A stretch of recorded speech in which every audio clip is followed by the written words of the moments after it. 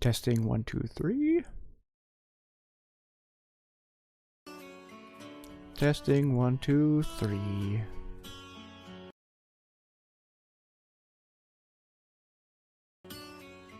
Okay, I think that's good. You guys will let me know if oh, here, I'm gonna right on. I'm all still, I don't care. It's my anniversary. Alright, here we.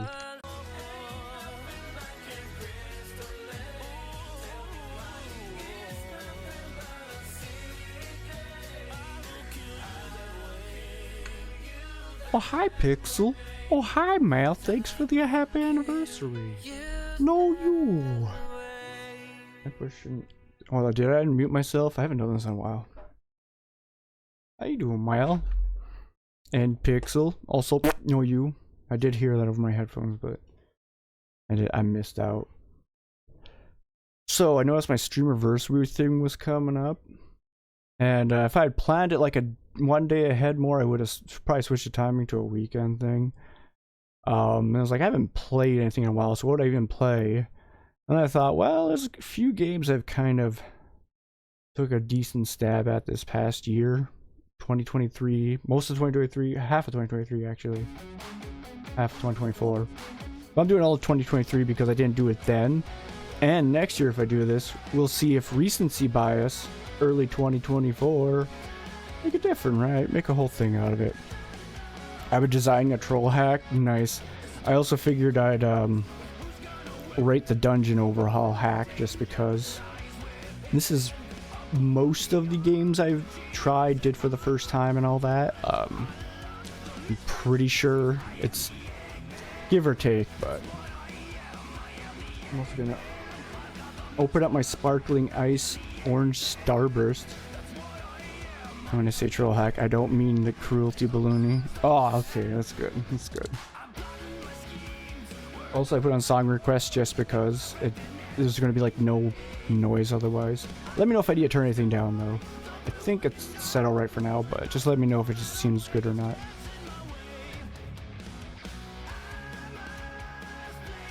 Ooh, that.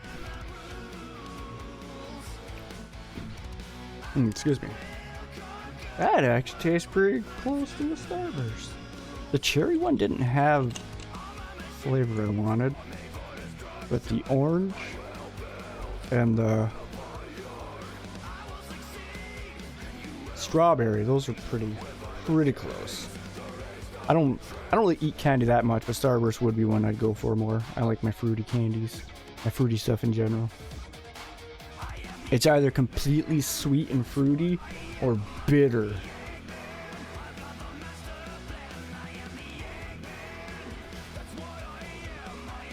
Alright. Did I say sweet and fruity? I meant fruity. It's either completely fruity or bitter. Missing YouTube ID URL. You know, I probably should. That sounds like work. That's how you put the YouTube after that. Probably, yeah. And you can request a song. Yeah.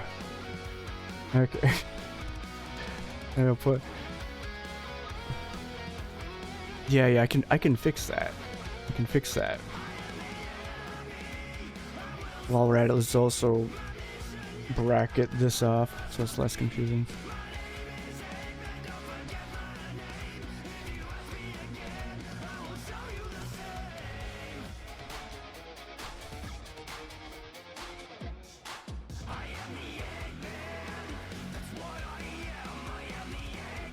You know what, I think this is, yeah. Right on. Oh hey, I get to do it again. Nice. Thanks, Jassi Nation. Wow. You're You're welcome. Thanks, random chatter. Thanks again. Thanks. Me when I F12 to delete ads. Yeah, when I was setting this up originally, I was like gonna do it on this scene, but it's like, oh my god, there's so much going on. Like you can't even read chat at all because you have to like try to hide it in the few blank spaces that are available. Instead, we're gonna go here. So yeah, games I've played in the past year and a half, basically. You know, I'm using their site to make content, so that's why I figured I'd let the ads roll. It's probably gonna turn my entire streamiversary into a TOS violation of, hey, Gears of War, sick! And I totally played that game too. Yep.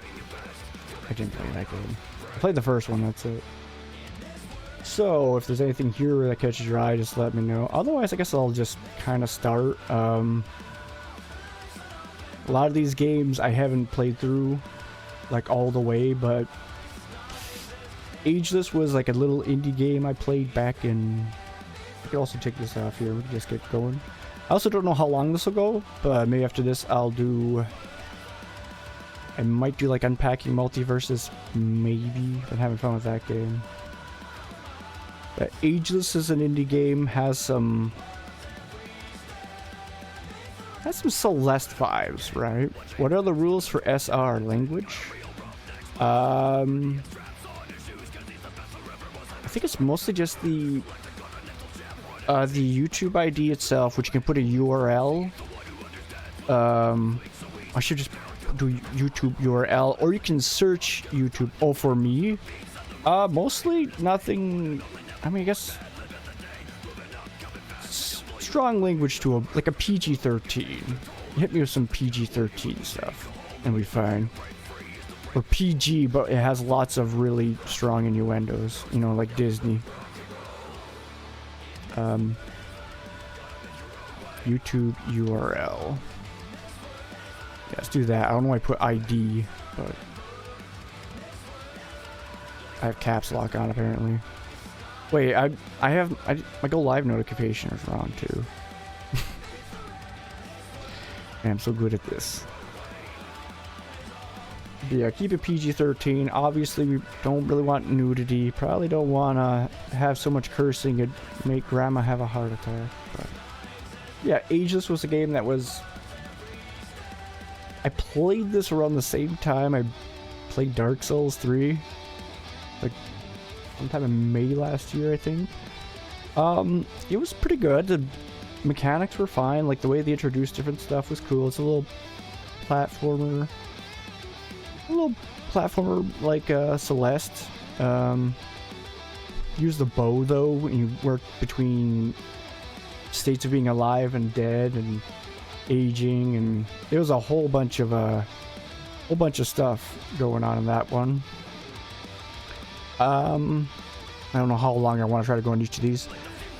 I think it's mostly like the ending, when you get kind of introduced to a new mechanic, it kind of just stops right after that, because I mean, it makes sense with the progression the story had taken.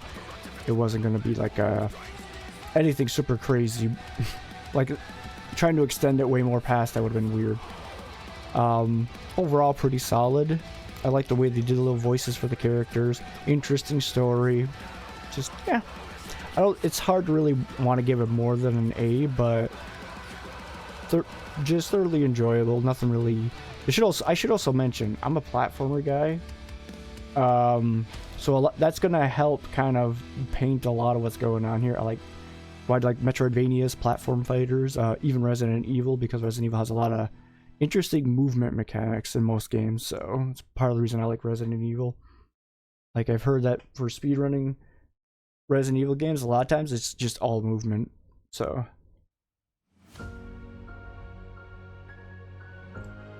So I think that's kind of helps explain, like, a lot of reasons why I like it. I mean, it's a lot more complicated than that, but baseline, I think that's a big reason. Which is also, it's also, you know, related to multiverses and stuff like that. Anyways, Agonize. Now, if I recall, there's like so many of these. You know what? Excuse me, I feel like this needs its own tier. Because a lot of these games were like the Phasmo... what color they're like... Probably not that color. Let me just make it this color. Hey, let me pick it, thank you. Thank you very much. The frick am I... What? Get out of here! Frickin'.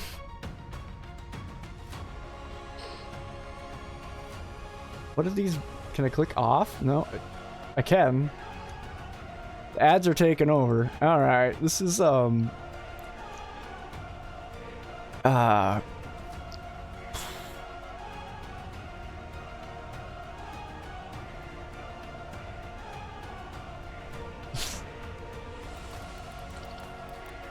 this is gonna kind of be that. This site is struggling so hard. It's fine. It's fine. We can do this. My computer is a banger. That doesn't make sense. So Agonize is one of those budget. Okay, we might need to nuke some ads here. We might. How do I nuke the ads here? I think we need to do it. Block ads. We gotta. There, we gotta. I can't. Oh wait, should I don't know if you guys can see this. You can't, okay. I don't know if it matters, but just in case. Also, I'm just doing no cropping so you guys can actually see the things that I'm picking. I'll be saying as I go along, but there. Okay, you convinced me. So I had to turn this stuff off. All right. Back at the beginning. There. Let's do add row below. I'll make this one here.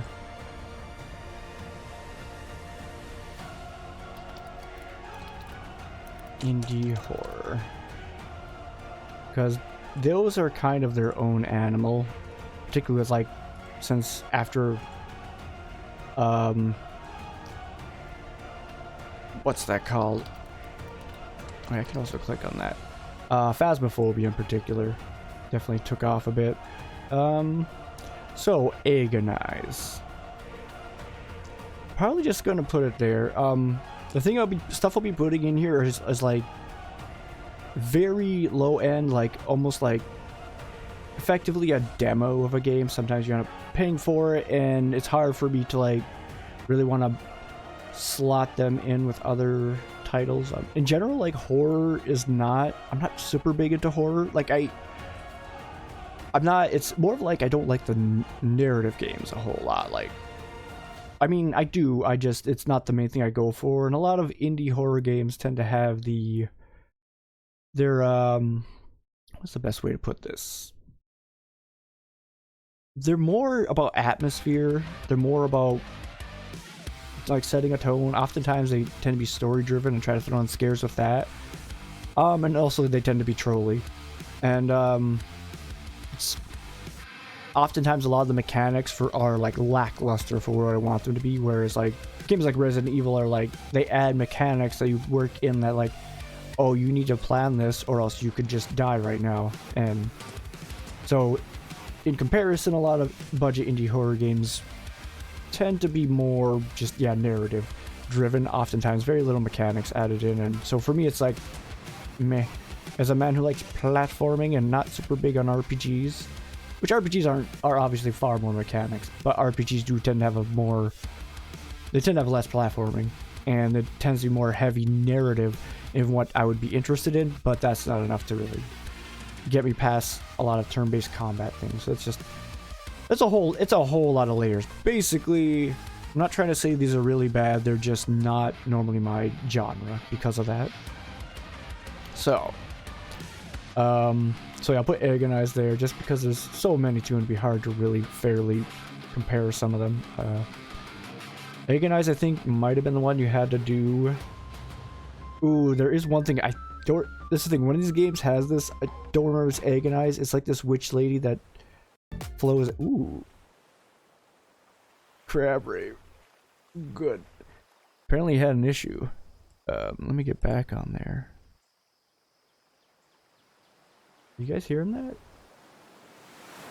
Oh, okay. It's starting. Okay. Thank you for that, Mel. This is gonna be a good time.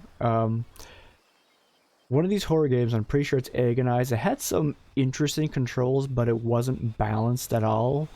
A lot of the sound quality wasn't great either, where like the ghost wasn't proportioned to you.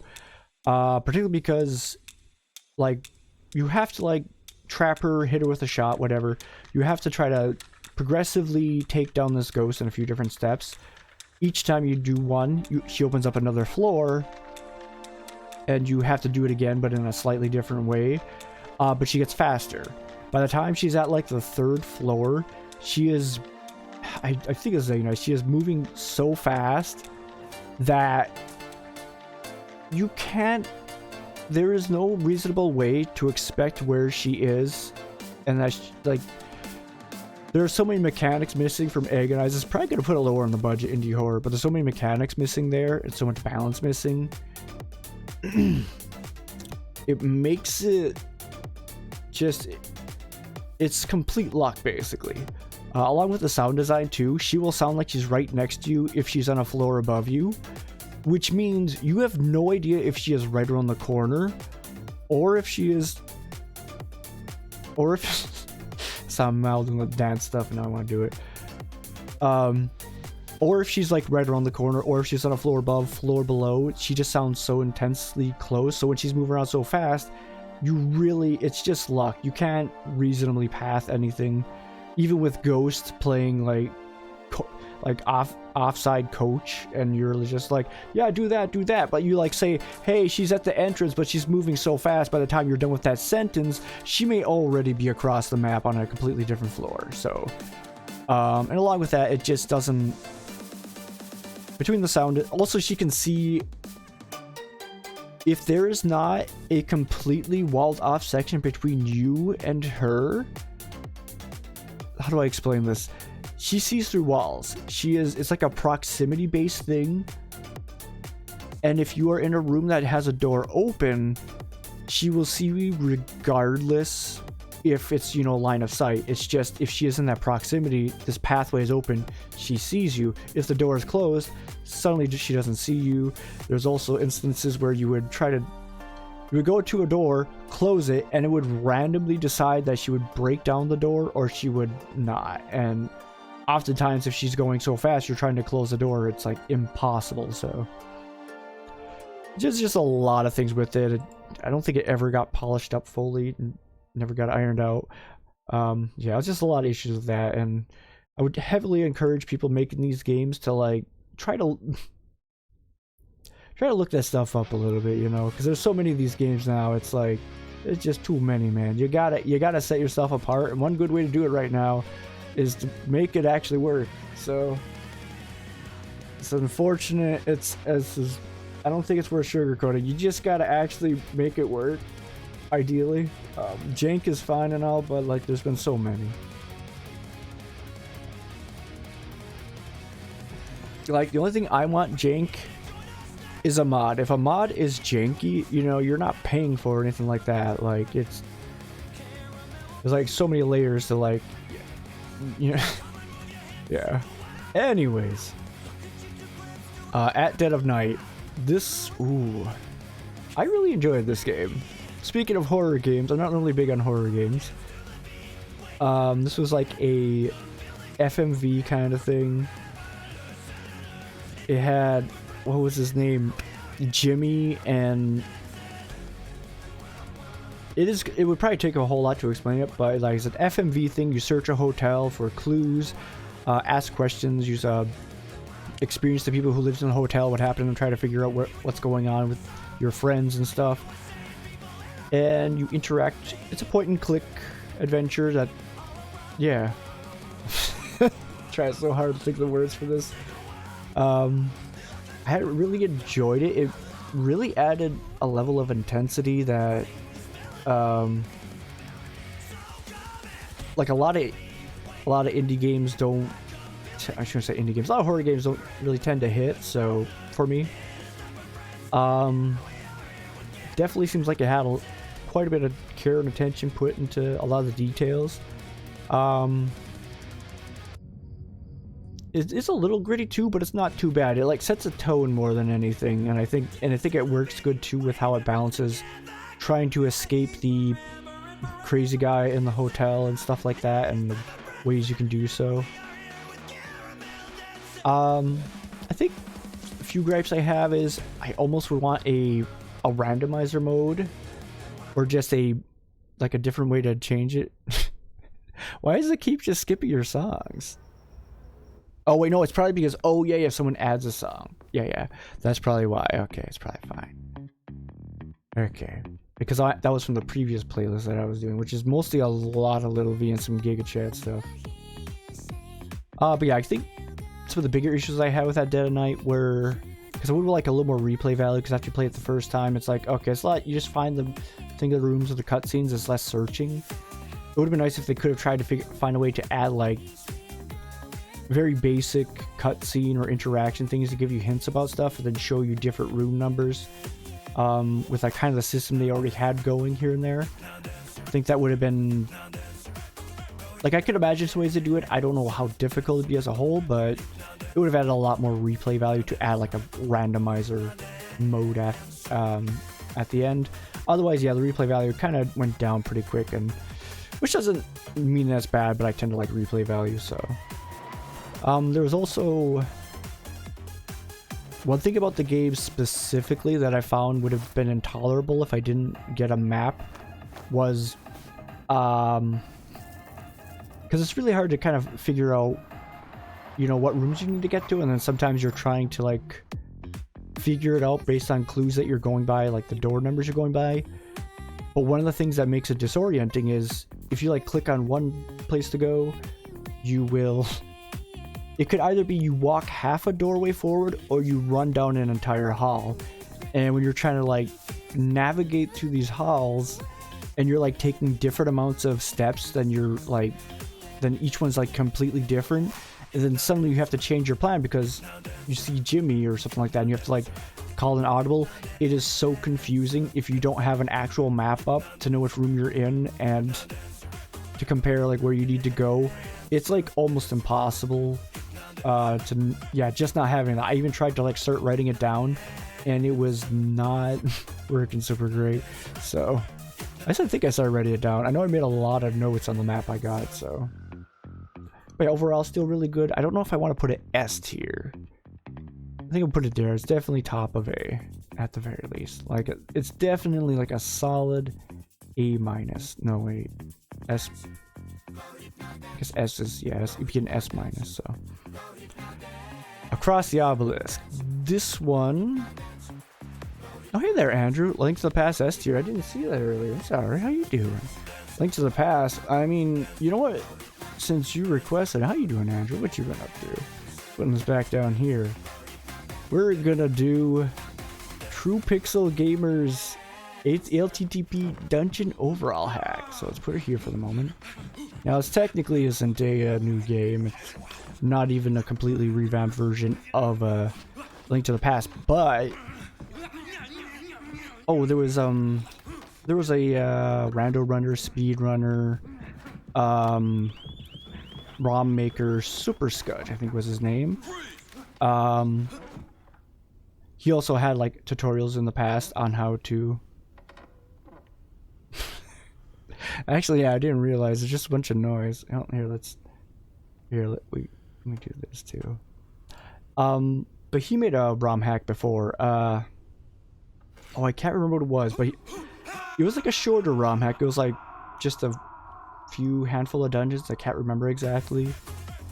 But it was what I would have said the best example of what I would like to see in a ROM hack, whereas like a lot of ROM hacks, they like start to increase difficulty, they start to add a lot of mechanics, they like oversaturate themselves in one way or another.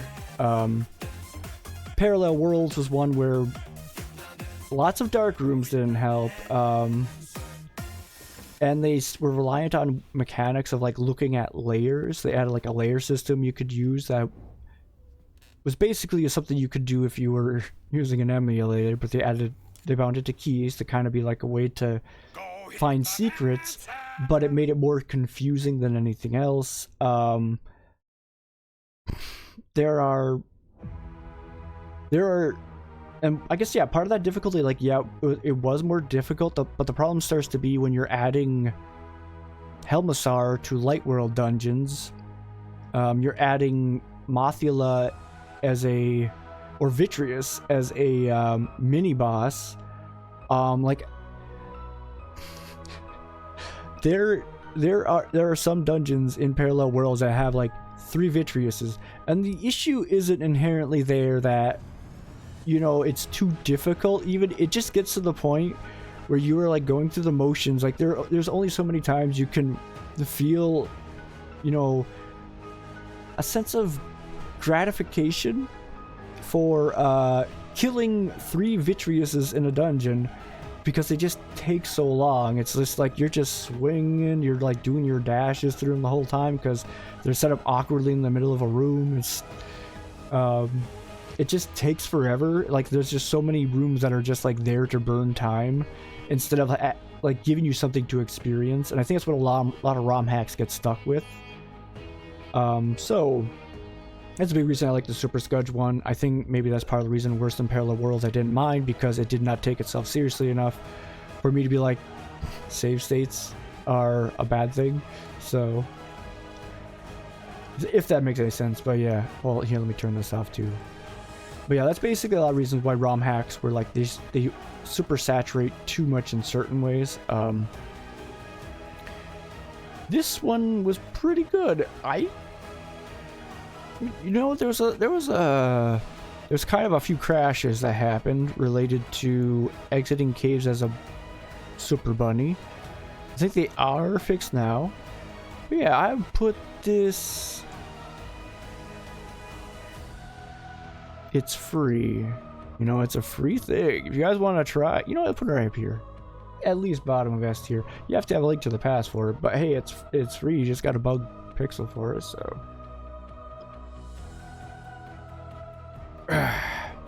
Anyways, I said a lot about, you know, what I don't like in ROM hacks, and then I said a little bit about Super Scudge. It allowed you to, or didn't allow you.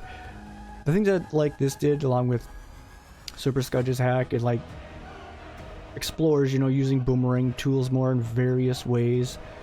There's some tongue-in-cheek moments from what I recall. I was very tired that day, and I kept expecting trolls, but I don't think there were nearly as many as I was expecting.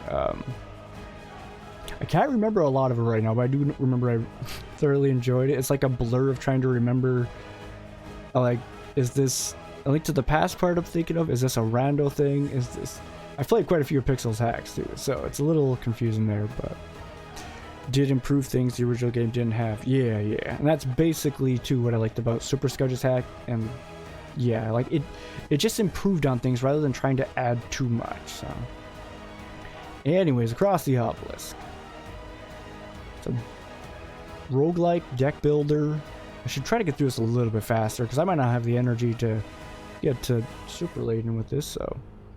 Roguelike, deck builder, games like Slay the Spire, I liked a bit at first. Like I tried playing Hearthstone, I wanted to play it more casually, just like something simple to pick up and put down, and as a guy not super great with puzzles, like the amount of times I have been so mad at not doing a puzzle on stream is too many. Like if I had a subscriber for every time I screwed up a puzzle, man, I'd be partner by now. That's definitely an exaggeration, but so Hearthstone is like, it's a lot of it's centered around PvP online and not enough against PvE, so it's like, there's only so much I want to be grinding out against other players because you really have to get good, and a lot of how you got cards in Hearthstone felt very random, and like it was very common that the people I would beat had a beginner deck, and the people I struggled at beating would have like super legendary cards and stuff, and it's like, oh yeah, this definitely, you have to put in time or money here to even start the game, and so that wasn't really very fun for me. Slay the Spire was like all single player, but too repetitive with the 4 different characters you have. It just felt like there was certain ways you were kind of funneled into trying to play or getting really good at it. And again, I'm not a smart man. So Across the Obelisk, has like a good balance of starting things off easy enough, allowing you to build and progress, try different characters, try different builds per character, so it like feels fresh every time you're trying to start a new game. And it doesn't need to be brutally hard. Like, you can increase the difficulty, pull it back, and they did like different tier difficulties to really get you into it. And I thoroughly enjoyed Cross the Obelisk. I originally saw, let's just do a shout out, why not? Shout out. I saw Alucard and Clampions.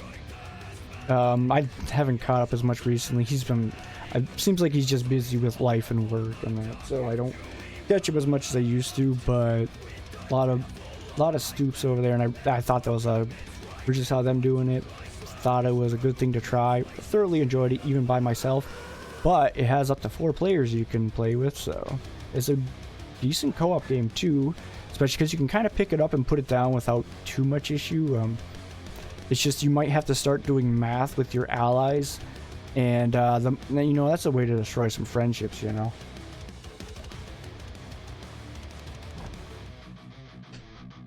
At Tony's.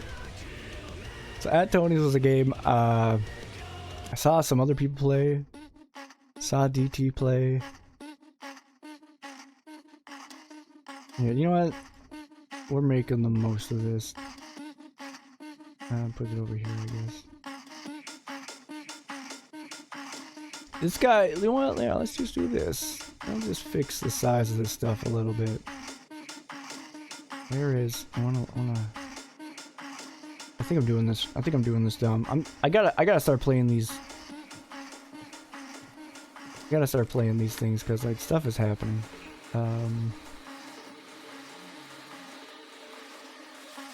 Let's get mute cat out of the way too.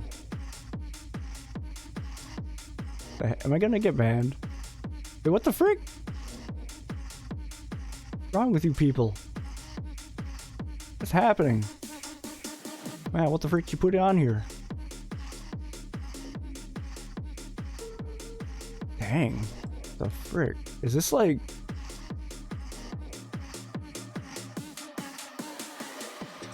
Is this like about...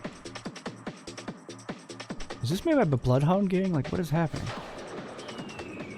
Anyways, that looks good. Let me also make my face bigger. If only... Let's get my... Wait, where is my... Man, my setup is so weird right now. This is fine. Put them right there. Perfect. Alright, we love to see it. Don't worry, they get theirs. Nice. Okay, I gotta pay attention to what I'm doing here.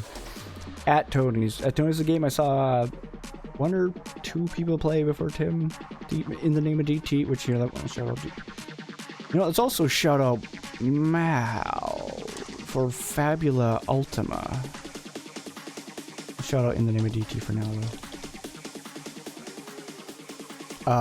Played at Tony's. DT is a fan of indie horror. I am still a fan of like indie horror as much as I say like it's not my thing. It's more like middle of the road. Like and I don't mind like seeing other people play it as much. It's just I can't really justify buying so much of that. So that's kind of the thing too. Like I definitely don't hate it. It's just like it's such an investment for how little you get back. So, but at Tony's was when I saw. One before Tim, saw Tim do that too.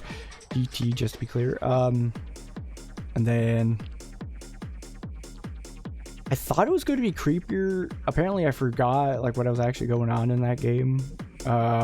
It wasn't very scary at all. It had some interesting mechanics, but it never really had you use them. So I'm gonna put it down for down here for now. Yeah. Is it better than Agonize? I think as far as what it intends to do, it's better than Agonize. So, Baldur's Gate 3. So last year this game came out. This Dungeons and Dragons game for a bunch of role-playing nerds. So I'm normally not a big fan of long games. I'm not a big fan of turn-based RPGs. But if there's one way you're gonna do a game like that, Baldur's Gate 3 hit it well for me. So. You like that game? Yeah, I don't think I liked it at all. It's definitely not one of my top played games on Steam right now. Actually, it might be number 1. Although it should be noted that this game is kind of one I did the grind on, where I would load it up sometimes one day, planning to play it for a little bit, eventually planning to play it for a little bit, and just have it running for 8 hours, kind of forget about it, and then it's like, I should probably turn that off. It's just cooking my GPU for very little reason. It had problems. I was a little surprised it got Game of the Year, all things considered, because it did lack a lot of polish that a lot of... I mean, Elden Ring got Game of the Year though, so it's like, you know, it doesn't need to have too much polish. I mean, that's actually true. Dark Souls doesn't... That's one thing about the Souls games. They don't worry that much about polish, you know? They're trying to be straightforward. They're not adding a whole bunch of special effects most of the time, so... But anyways, Baldur's Gate 3. Yeah, I'm gonna have to decide what my favorite game of, like, 2023 is here, but... This is a contender. I think the main issues I had with it, one is it felt like you had to micromanage getting your allies in and out of combat so that you could make sure to progress stories with them appropriately, and felt tedious at times. Overall, it allowed you to kind of work with the D&D mechanics, which translated pretty well for this game. It was really interesting. Just a lot of things you could do in combat with environmental and AoE and stuff like that. So there's just, yeah, a lot of really cool things for a turn-based game that I kind of... Also multiplayer. So I haven't been doing nearly as much multiplayer stuff in recent years. And I thought I could for this one for some reason. I don't know why. I don't know why I thought I would actually do that. But yeah, the main thing keeping me up from continuing the game right now is mostly just... It's long. It's very long. I played it twice, once on normal, which kind of would have been okay. Try to do... I shouldn't have done honor mode. Maybe tactician, but... So I played through it twice like that. It is nice they added the difficulty stuff in there too, but it definitely feels like up to a certain point, the game doesn't really pose much of a threat once you kind of figure out your, like, loadout for everything. It's just... Honor mode was honestly the worst point in honor mode once I got it figured out. Was I was going through this one house that had a bunch of poltergeists, and the game kept crashing because the poltergeists were having too hard of a time doing anything in there. So thankfully I managed to get out of that house because I had saved in the middle of it like an idiot. So, and with honor mode you can't load all the saves. It was a time, man. It was a time. Still really good game. I'd recommend it for anyone who wants a turn-based RPG experience, but that's coming from a platformer, guys. So I need so much water. My mouth probably is clapping.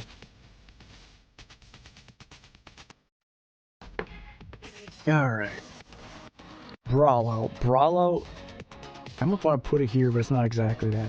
Although, I do feel like people who like Resident Evil do like platform fighters, so...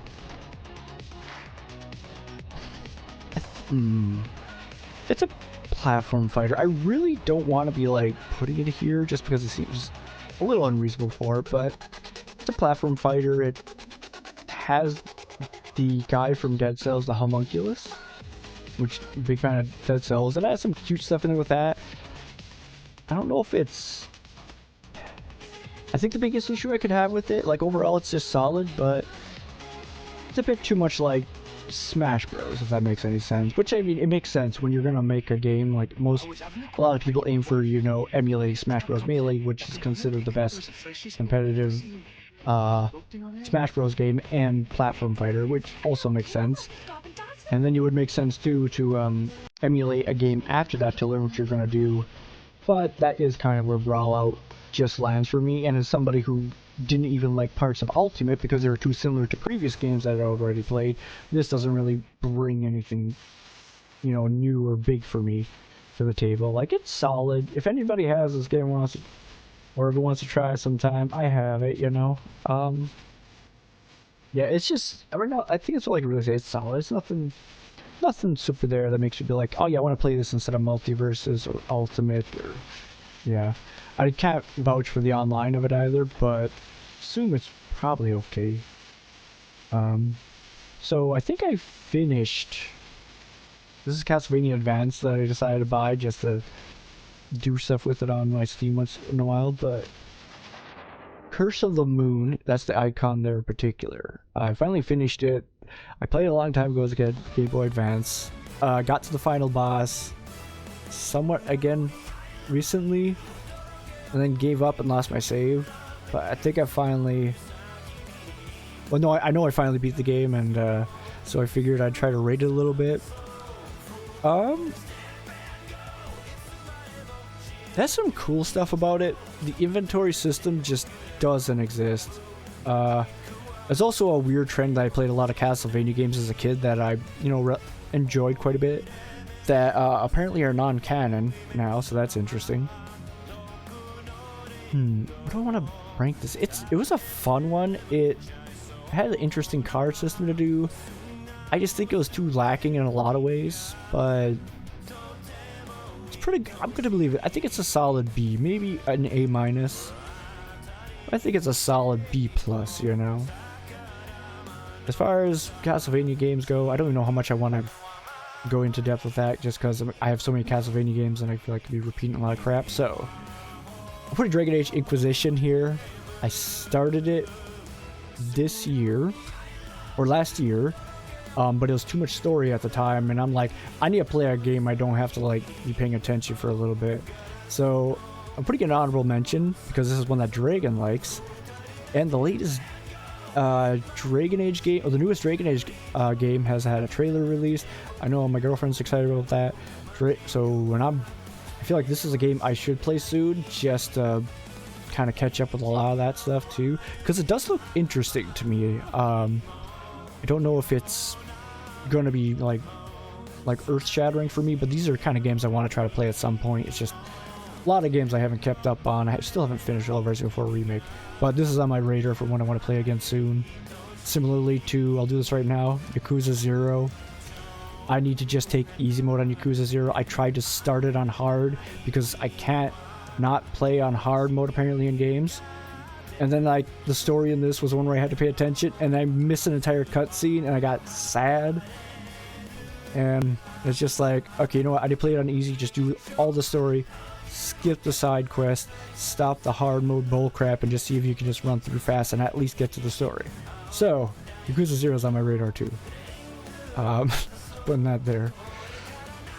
Oh, Days Gone. Much like I don't like turn-based RPGs, much like I'm not super big into horror, I'm not super big in open world, scavenger, like turn-based RPGs. Yeah, I was comparing that for a reason. I'm not super big on open world games, I'm not big on like scavenger, crafter systems.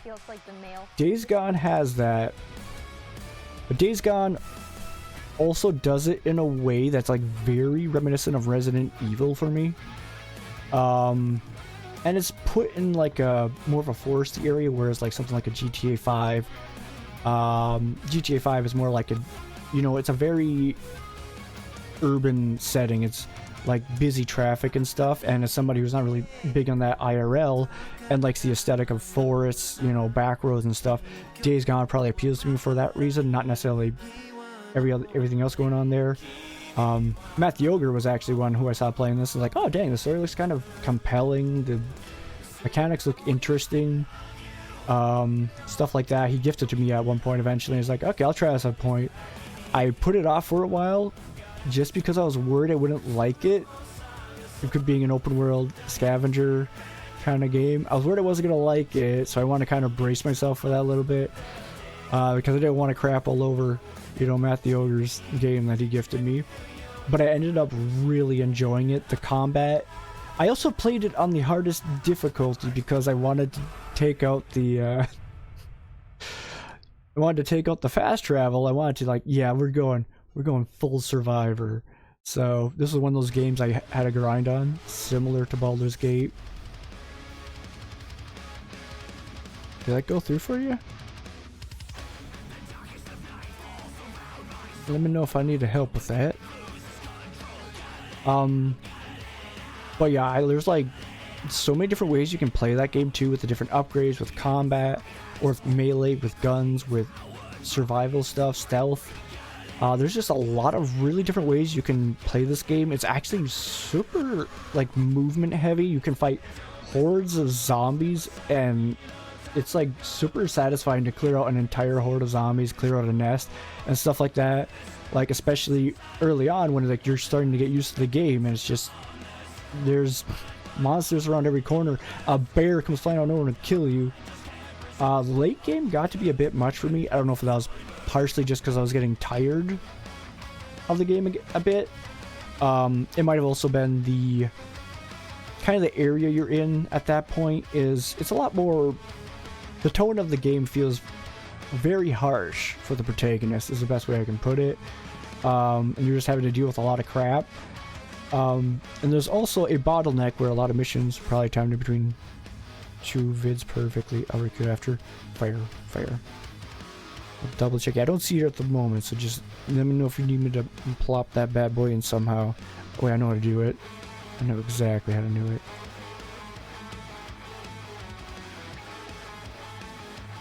Bada bing, bada boom. Bada bing, bada boom.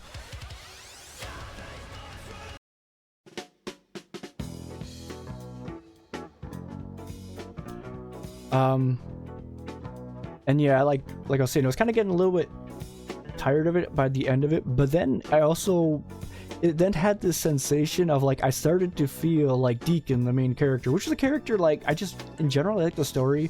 I should say with the story, the location, a lot of that stuff. The part that I did notice was that there was a lot of people who just looked like this. A lot of this. Overall, I feel like how they handled a lot of the story, character interaction, I thought they did a very good job with as a whole, even at the end when it felt like very over the top. And it's kind of like the sensation, like where I'm Deacon doing these runs for my... I shouldn't do too many spoilers there, but I'm Deacon, I gotta do these stupid missions for somebody, and I'm just... they won't acknowledge my existence, and I gotta go through this stupid bottleneck, and now there's this zombie bear that knocked me off of my bike. He's like a super hyped up bear, like there's different creatures like that. You know what? I'm gonna beat you to death with my stick, and that's what I would do, because I was just like, you gotta save ammo, and I'm... So he broke my bike, I'm gonna beat him to death with a stick, so it kind of really sets a good tone, how you play the game, and... highly recommended if you can handle playing a game with like just a lot of this and trees and probably a bit of libertarian sentiment, which totally makes sense in the world they're in. So yeah, if you can tolerate that and you want to try a nice Resident Evil-ish style open world game with some crafting and lots of backwoods stuff, highly recommended. Maybe for those Canadians, they got lots of wood, so. Wow. So, Dragon's Dogma Dark Arisen. I got this game for $5 on GOG. I'm going to probably knock it down a few pegs. I mean, it normally goes on sale, but I'm going to knock it down a few pegs. I'm going to put it here. It has I compared it to probably a bit too much to Dark Souls. It is a similar style, but it's closer to games like, it's closer to games like Dragon Age. It has some really interesting platforming movement mechanics that I rather enjoy. Excuse me. Oh, let me respond to this. I'll probably take a potty break soon, too. To talk about, yeah, it has a lot of interesting movement mechanics, a lot of upgrade mechanics, different classes you can pick, different ways you can play those characters too. It's you have like team dynamics, so you get like 3 CPUs. One is your pawn, 2 are other people's pawns. What was I gonna say too? Well, even like your size and how you set up your character size, that like has like a pretty interesting impact on things. What else is there to mention? It's just got a lot of really interesting platforming mechanics. It's not an overly long game. The story early on is pretty meh. But then a little bit more like starts presenting itself better, and I find myself kind of surprised that I'm interested a little bit in what's going on. It's like, dang, you got me. You made me feel for this. Okay. Like, it's definitely not like top tier story, but it's enough to have me invested and maybe feel a little bit sad when something happens, you know. Obviously I'm not rating this large on the story either. I'll probably put the story down by like if this was story alone, it'd probably be more like C plus, B minus. But the platforming's fun, the combat's fun. I also decided to play on the hardest difficulty again because I'm an idiot. I kind of accidentally locked myself out of some things I could complete on New Game Plus.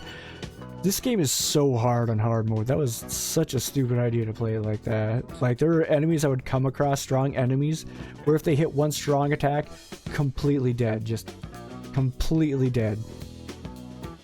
And by strong attack, I mean an attack that takes, you know, 7 frames instead of 3 to hit you. And it's just like, BAM! Dead. Every time. It was a bit nuts early on, and then it got really good. So that kind of screwed up the whole balancing.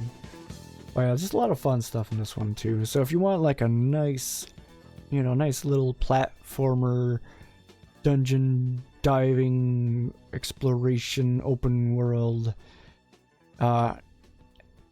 crazy techniques and climbing mechanics and a bunch of stuff like that. So also it's like Breath of the Wild. You know how Breath of the Wild you can grab a cliff and just scale it? This you can grab a big enemy and scale them, and that leads to so many interesting interactions, and as a way to kind of help fight certain sets of enemies. It would oh, thank you.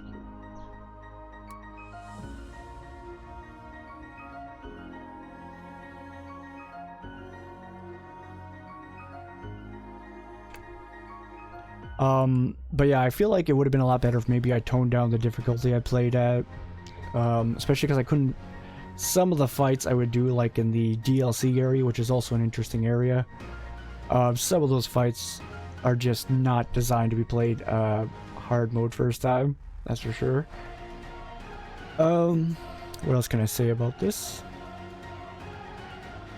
Oh yeah, and like with the different interactions you do, climbing enemies, you can one thing in particular, and even just being able to like jump and move in combat and try to, like, I think one point where I thought it was, because I'm playing on hard mode too, so I get hit by like a Cyclops, I'm dead like one hit most of the time, like 99% of the time. Like, maybe if I'm full health and you know this guy's a little bit weaker than some other Cyclops I've fought.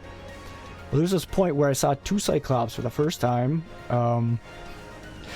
and we're like fighting them, and I'm the sword and shield guy, so I'm like trying to play goalie between those two, like hitting small goblins while they're advancing. And then at one point I go in to save my buddy, and I see this Cyclops just rearing up to do a big old sweeping swing on me, and I'm like, well, I definitely can't get all the way of that, so I'm going to jump. So I jump, my character staggers on the club because their feet is unsettled, but that, like, and I didn't get hit by it, so it was like a very interesting, the game was able to calculate that I was on top of the club, not just getting hitboxed by it. And then also they have the reaction that they would if they're like stumbling over a ledge, because naturally it's a moving club. So it's just very interesting how all those mechanics work up so well to just kind of have a very physical feedback about what's happening in that situation. And we kicked both their butts after that because we were on top of our game. And that's like one of those type of like things that'll get me really feeling good at the end of a fight. Like, I brought these mechanics together and I could see like the points where like, oh yeah, that really worked, that didn't work. But you can kind of see the progression you're figuring out too as you're learning how much room you have for this and that. And it was just really interesting. One of the main reasons I put it down though, or I knock it down a couple pegs, the GOG version is not properly updated to work with online. Apparently the Steam one was. Apparently it's just been a general issue because it's using old servers. Mostly that's only important for the pawn system, but the pawn system is like a nice way to be able to play with friends, get extra people with different abilities to power up their pawns, help your pawns. Plus, then people could take your pawn, give them information, help level them up. It didn't work on GOG, which for me is, you know, it's fine. It would have been nice, but the fact that it's not really like consistent across other platforms is just a reason where I'm like, yeah, you're gonna get an A-. Like maybe I would have put it up here just for the heck of it, but I'm kind of giving it an A- because I feel like that'd just be nice to see Capcom actually like, yeah. Okay, where were we at? Yeah, I'll take a potty break in a moment here. Demonologist, another one of those. Oh, which one is? I think this one has like an upgrade system. I think no, this one is like a. I think it's closer to Phasmo. I don't quite remember. It's probably above at Tony's. I actually can't remember. I'm not gonna get stuck there. Yeah, it's probably closer to Phasmo, and it's probably got some decent stuff. Keep your eyes on this. No, this is one that was actually no, that's Obsidio, which isn't on this list, but okay. I feel like I'm panicking trying to remember what this is. There's like so many different games. Just they all have red font on a dark background. Like Lethal Company just did the reverse. Okay, you're just okay. Anyways, I don't know. I'm getting mad at Lethal Company for that, but I think it knows why. Dark Souls 3. So, like I said, I'm a platformer guy. And I've crapped on Dark Souls a lot for a lot of different reasons, but that's like the biggest thing with Dark Souls. For me in general, like Dark Souls 1, Dark Souls 3, 2 I've played. It's like an exploration game, RPG game too, like an RPG system.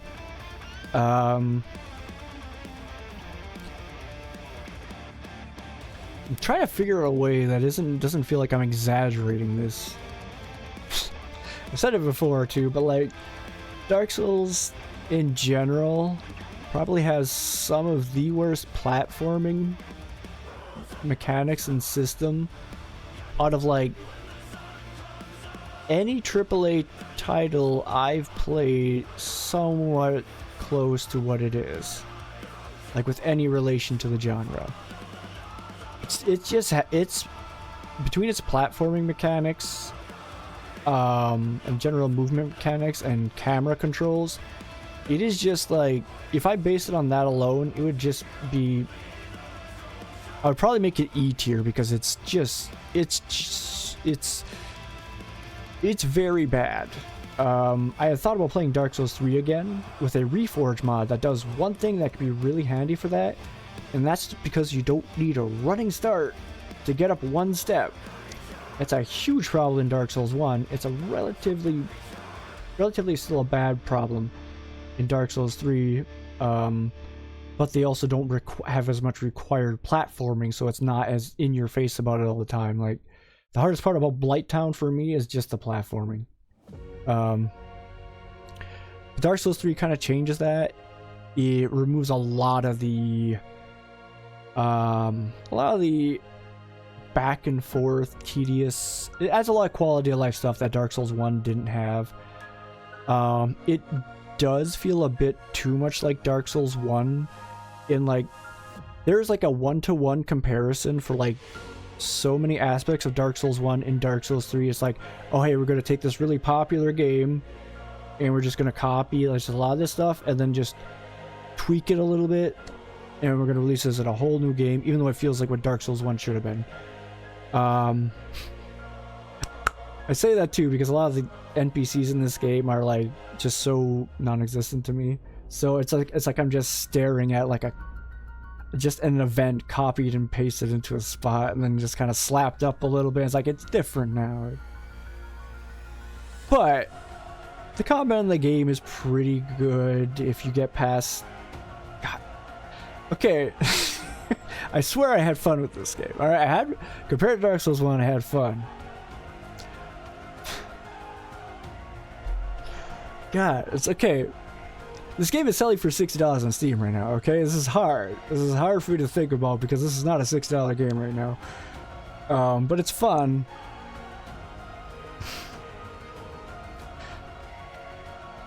No, it's just... God, okay.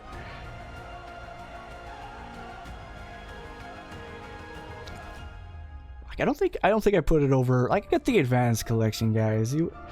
I mean, this thing, it's a different genre thing.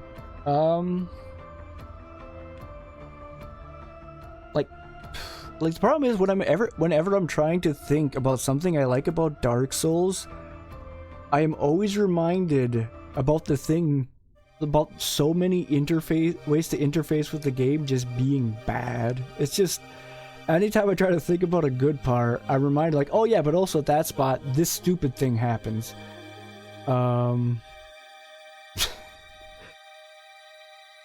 Like, hey, you can be a mage guy, throw fireballs and stuff, like switch up your style a lot, except you have to do that exclusively in melee range because that relies entirely on a lock-on system that does not have a very good distance. It doesn't have very good functionality at all in general. You are forced to do cardinal roll.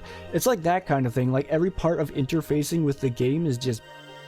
I think it's just it. Like Dark Souls 3 is a very good game that does not have any interface with it. It's just like hammering it to get things to work. It's a very good game, just hindered completely by a lack of feeling. And I don't mean like soul, like a feeling in my heart. I mean like these buttons are just doing things sometimes, and stuff happens, so.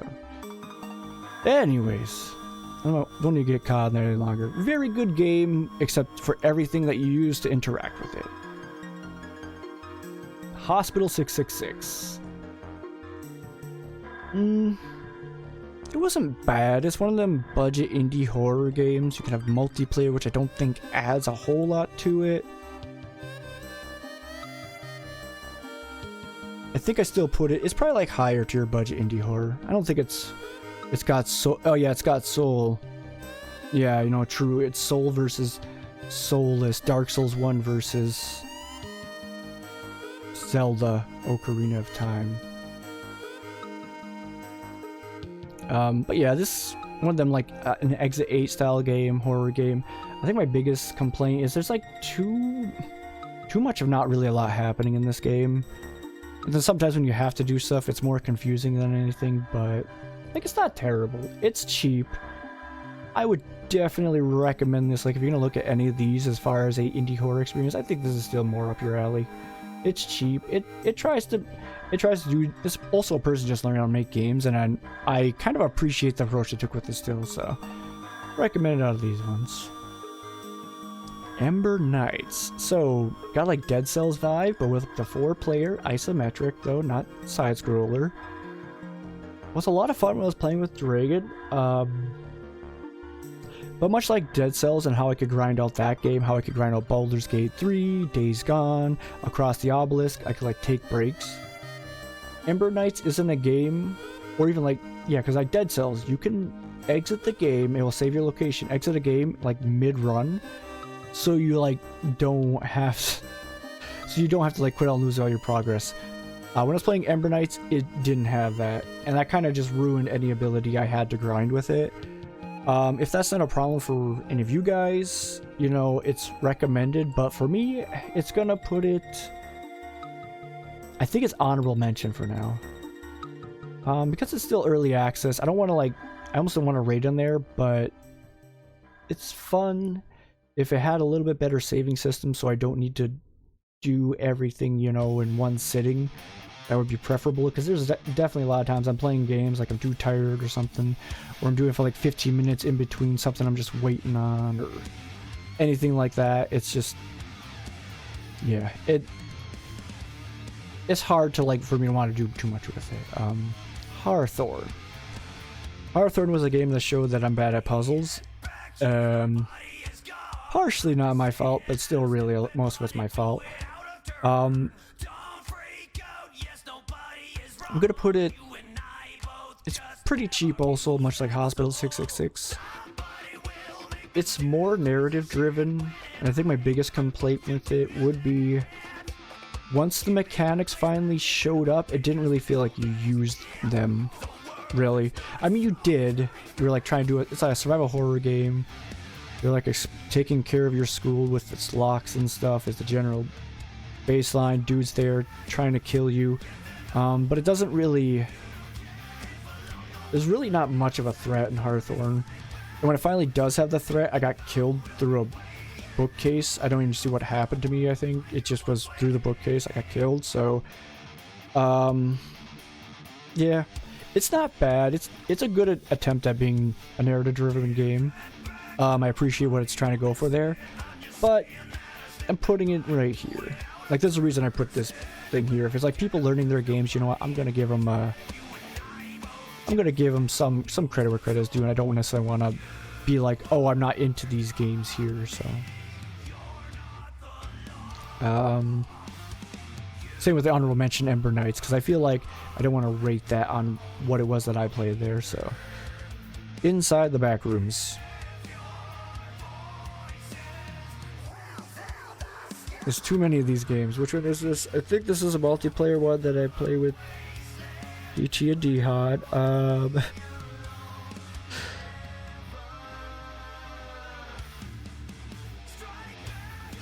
There's the other ones. Hell, I don't know what I'm... I thought there was other... There's so many other Backrooms games I have. I guess not. Okay. It's fine. Okay, if this is... It's probably good. There was one I played recently. I think I forgot... There's one that I played recently, and this is where I put that one, because it was jank as all heck. I left a review for it on my Steam. It was jank as all heck. I tried to do a bunch of things from a bunch of other games. Half of it doesn't work. Most of the time I'm just dead while they're doing things, or while your teammates are doing things. Doesn't really work great for multiplayer, but sometimes I wonder about a single player. But by the time I got to the end of it, it's like, you know what? I really applaud the effort to just do so many different games into one. It's like, if there's a way you're gonna try to learn to make games, just emulate a whole bunch of them and just hammer out those settings, start trying new things. So I give it a lot of respect for that. In fact, if this is that game, which it probably isn't, because I think it's Escape the Backrooms. In fact, it would go up here. Yeah. Yeah. Yeah, I'm gonna take a quick potty break. I'll leave you guys with your music stew. No ad breaks for that, because we got jams for our timesies, so. Alright, I'll be right back, guys. Gonna do a little potty break, make sure I got my liquids ready and stuff. The BB.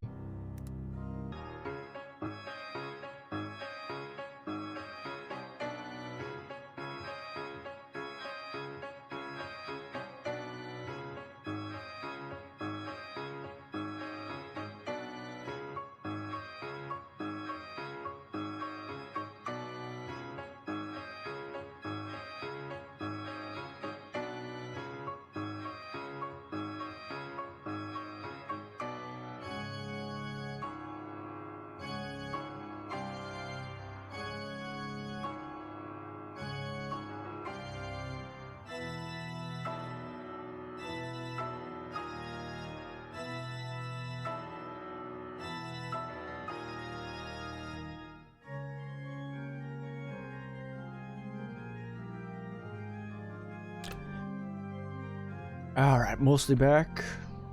Getting a little bit of dinner stuff. I figured I'd try to squeeze this around that.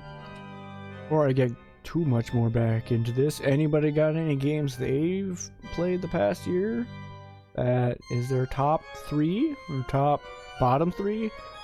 You know? Actually, while I think Brawlo, I didn't play enough. I'm gonna put it in honorable mentions. I think I'm gonna put it... It's still gonna be lower there. Yeah, just because I feel I didn't give it great dues. It's just one of those platform fighters I can't really just miss or not. It looks like Mal's thinking. He's doing a think dorm over there. So far, I think I'm happy with where I'm putting a lot of this stuff. Yeah. Some of these icons are bigger than others, but... So, Legends of Ethernal. I'm pretty sure I at least finished that like early 2023. I don't know if when I necessarily started that. Can't really remember. It might have been before that, but just in case. Legends of Eternal, a game I played a while back. Cyberpunk was good times. Oh yeah, that's fair. That did a lot of cool stuff. I don't think I could get into it too much just because I'm not big on first-person games. Definitely have so many. I'm very picky with my video games apparently. Or I just know what I like, but it did look like it had a lot of like soul, I guess you could say. Yeah. Legends of Eternal was like a kind of a Metroidvania.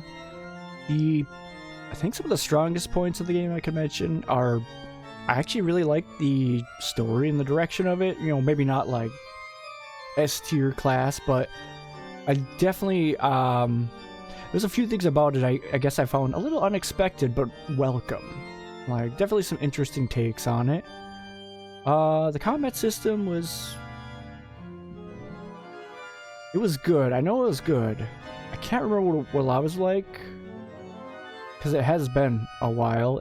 Or at least the way that I can explain it, but because you would have different potions and stuff you could use as a fisher boy who is trying to look for his parents, and a lot of the bosses are like most of the boss fights are like mostly satisfying in that. I think there was definitely some climbing sections I didn't enjoy as much. Some kind of like auto-scrolling sections. But like as a whole, I just thoroughly enjoyed a lot of it. I appreciated the approach it took, the different things it tried to do. It did a pretty good job with a lot of them. But yeah, I'm gonna put this one. I think this one goes A plus. Maybe S minus, but it's pretty high up there. POP, surprised you haven't given it a go. POP? POP. Pop. Soda Pop? Path of Popeye? Prince of... oh, yeah. Well, that's mostly because it's new and it costs like $40-ish. I forget. Yeah, I definitely can't. It's a lot of money trying to commit to like getting a lot of $60 games, $40 even, 30. So, like, I probably would like it. Same with like Metroid Dread, which is 60, and just there's a lot of things like that where it's like, yeah, I gotta figure out where I want to pick my battles. So, which I picked Baldur's Gate 3, you know, Resident Evil 4 remake. Those are some battles I picked last year, and then I haven't played Elden Ring yet, which I think I would like because it's a jump button. I feel like that would help a lot. Although the jump animation looks jank as frick, but whatever. It just looks like you kind of hover upward in Elden Ring. I don't know what's going on there, but don't look right. For free, so who am I to judge? Fair, fair. Nice. Castlevania Dawn of Sorrow. In between some of the shuffler stuff I was doing, I was trying to grind the DS games. Just get used to them, but put them on a randomizer for Halloween. And then I did it one day, and then I just started putting those on my shuffler anyway, so. Free game for the win? Yep, right on, Dragon. Castlevania Dawn of Sorrow. So, this was one of those games I did with that.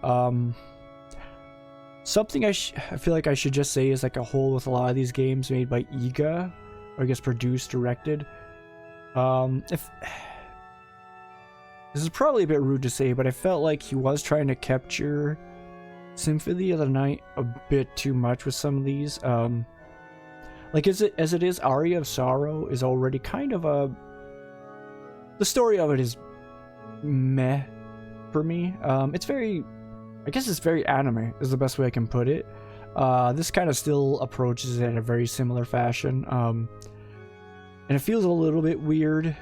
Particularly because it's like, hey, I'm just an average schoolboy, and in one of the first rooms of the game that you are playing in, you take your little pocket knife and you stab to death a chimera. It's like there is a complete disconnect from the story and whatever the frick the game is. So it's like, it was just complete disconnect. It's like, so story-wise, like, mechanics were fine in the game. Definitely some spots I got really stuck with. Some of them I'm not sure how I would have known until after looking it up, which is probably on me. I'm not a puzzles guy.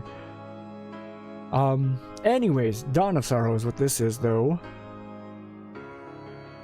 I needed to install a patch because doing the sign things with the touchscreen is pretty much impossible on emulator. Which is also kind of sad too. It's like, well, I hope you guys know how to back up, get your DS working, but thankfully there's a patch for it, so thank the internet for that one. Not even sure how you play these games in modern day, but there might be a few of these that might be available somewhere. But after that, I mean, it was solid. You go through the whole collecting souls thing that's similar also in Bloodstained, Aria Sorrow.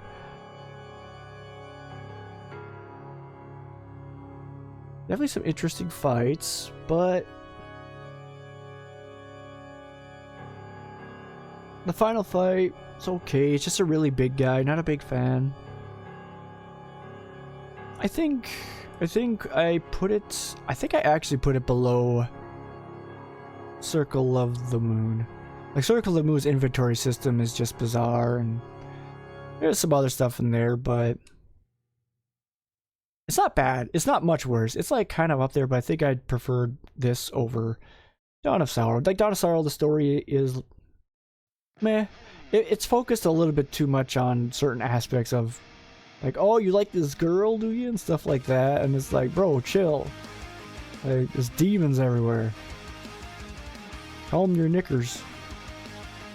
Alright. Another Castlevania. Castlevania Legacy of Darkness. So, a lot on the story of me playing Castlevania games when I was younger that are not canon, and also I enjoyed and also considered bad. Castlevania 64 was a very interesting title. It took a lot to get used to the platforming mechanics and combat mechanics. But after getting through like the first area and starting the game, you also get to play as two different characters that have two different paths, which I like games that have two different paths with multiple different ways you can take. It's a big reason I like Resident Evil. I like replay value. That's something that Castlevania and Castlevania Legacy of Darkness did with a few different ways, so. But yeah, that's something I liked about Castlevania 64. And the platforming in it is actually really good. It feels a little clunky, but compared to a lot of titles on, well, I shouldn't say that. Compared to Dark Souls, this dude might as well be Super Mario Kaizo. No, that's not true. Dark Souls is pretty much Super Kaizo world of hard Souls-likes, I guess. It was the birth of Souls-likes. So, and it trolled you. Feather friend the feather, first of thirst, hour of hydrate, tolls at the top from above, top the Dark Wolf Raven Armor. Well, thank you for that. I didn't have to do that. Yeah, mouth is getting. How you doing, Hyper Knight? Hope you've been well. What happened? But yeah, the platforming Castlevania 64 was, I would say, really good. It rewarding. There's like sections too with that I want to get to the shuffler again. There's actually some other stuff I can talk about that a little later. But yeah, it was like Legacy of Darkness though. It has characters that were originally planned for the first game that didn't make it. One of them being this wolf guy. I can see why it didn't make it to the final cut because his special mechanic doesn't seem to be working properly. And what else is there? He like transforms into a wolf, does extra damage. You doesn't seem like you can stop it though, and it uses up all your special meter. So you're just kind of forced to lose all your meter. Excuse me. Overall, it wasn't bad. Interesting platforming sections. Then with a secondary mode you could play with Henry, who is a boy you save in this game. And he later grows up to be a soldier with a gun, a knight with a gun. And he also has like a little thing you can play. You have to like find all the children for a certain amount of time, and I remember finding different skips with him till you get past certain sections of a tower, because the way they laid out the tower was every floor above it was actually kind of on similar area. It was in a similar area, just different events or portals to the other sections of the map. So it was funny doing that. It doesn't have the greatest combat mechanics. They're N64 levels of combat mechanics. It doesn't. I think that's why it doesn't focus on the combat quite as much, because yeah, it would be insufferable if you had to deal with those mechanics and get absolutely bodied by certain monsters, which I actually had issues with playing the hard mode on, so that's a thing. But yeah, I think where I would put it, with all that in mind,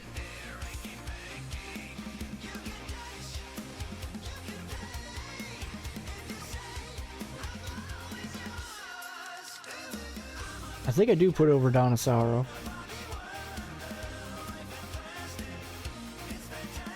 Like, it's not great. Circle of the Moon is like, they all got their problems. They all got some problems in them. Yeah, it looks good. Alright, Deep Rock Galactic. This is a game I played with Dragon. Shout out to Dragon. And then with DT Dihan. It's an interesting Lethal Company like game. 4 dudes go to a planet, steal the loot, leave. Lots of weird particle effects and digging you can do. Lots of monsters, different weapons you can use. Haven't played it a bit in a while, but was still fun. Still mostly recommended. Yeah. Oh, hi, Mal. I'm Dragon now. I think I'll recommend a little bit over Ember Knights. Even though I'm not as big into the style of game, but well, nah, I'll put Ember Knights here. I recommend Ember Knights over that just for the general style. Lethal Company. Lethal Company is the best of the budget indie horror, but I don't think I can really rate it much above that.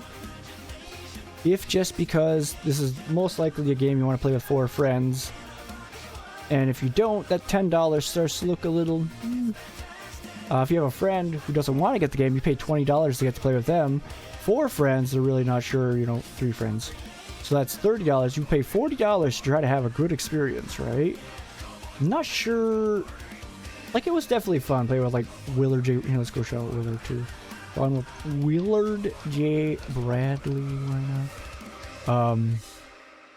I hit that button wrong.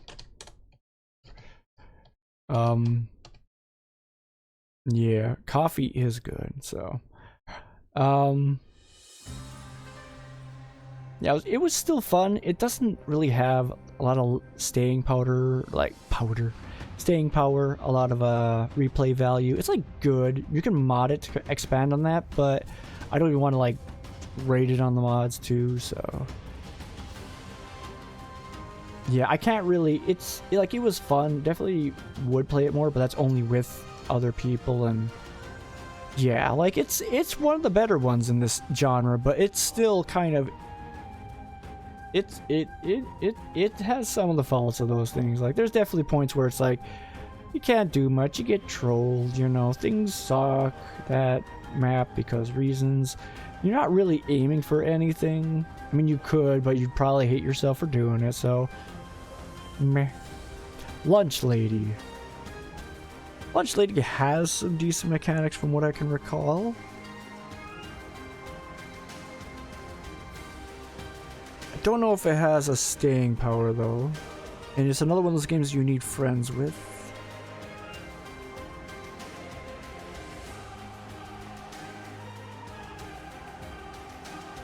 I think I'm putting it... I'll put it here. Like, it's decent. Here. I did try Metal Gear Solid, Phantom Pain, because I had the games. I was trying to find new things to grind, and this was a weird sensation for me at first. Like, at first I kind of hated it, and then I started to like it, and then I hated it again, and I just gave up, so... Guess I'm not playing that game? Yeah, exactly. Like Metal Gear Solid 5, I mean, this is probably due to how it was developed from the sounds of it. They were like, they actually separated, Hideo Kojima and his team from each other, which might explain why the story, like... like, why, you know, Arya Saro, how I was saying, like, there's the story and then there's the gameplay. That's the same problem with Phantom Pain. It just it feels so out there from each other. Like, cutscenes just start happening and you're suddenly in, like, you go from being in a desert to suddenly in a swampy fog, and it's like, what is... It's like, it's actually that disconnected. It changes the camera so much, and it's like, your character doesn't even talk because they got Kiefer Sutherland, and then they couldn't pay Kiefer Sutherland to do the role, so your character just is never talking. The entire first chapter is like a lot of cutscene, and then it's crawling simulator. You get a score for it for some reason, even though you're not really playing, you're just waddling from cutscene to cutscene. Yeah, it's but when I got to it, open world game, so keep that in mind. This is gonna be open world game. I actually enjoyed the mechanics for a bit, but the micromanagement of it got really heavy really fast, and the missions I was doing were getting really monotonous really fast. So it was like, I go back to my base, you have to talk to people to keep up your relationship with your crew that you're getting to build your base, that you need to upgrade your items, you need to have all these materials to upgrade these items, and you need to... So you're doing all these dozens of things on the side you're doing just to get different weapons to change up your playstyle, and then you get into the field and you're kind of just going to the same places over and over again. It petered out fast. It might be fun if you're into open world games, if you can handle, you know, repetition in games. I tend to not. Like, like, one thing I would recommend for if you like Dark Souls, have a speedrunner level of interest in the game, like repeating the same thing over and over. Like, you have to be that invested to be able to handle that level of monotony.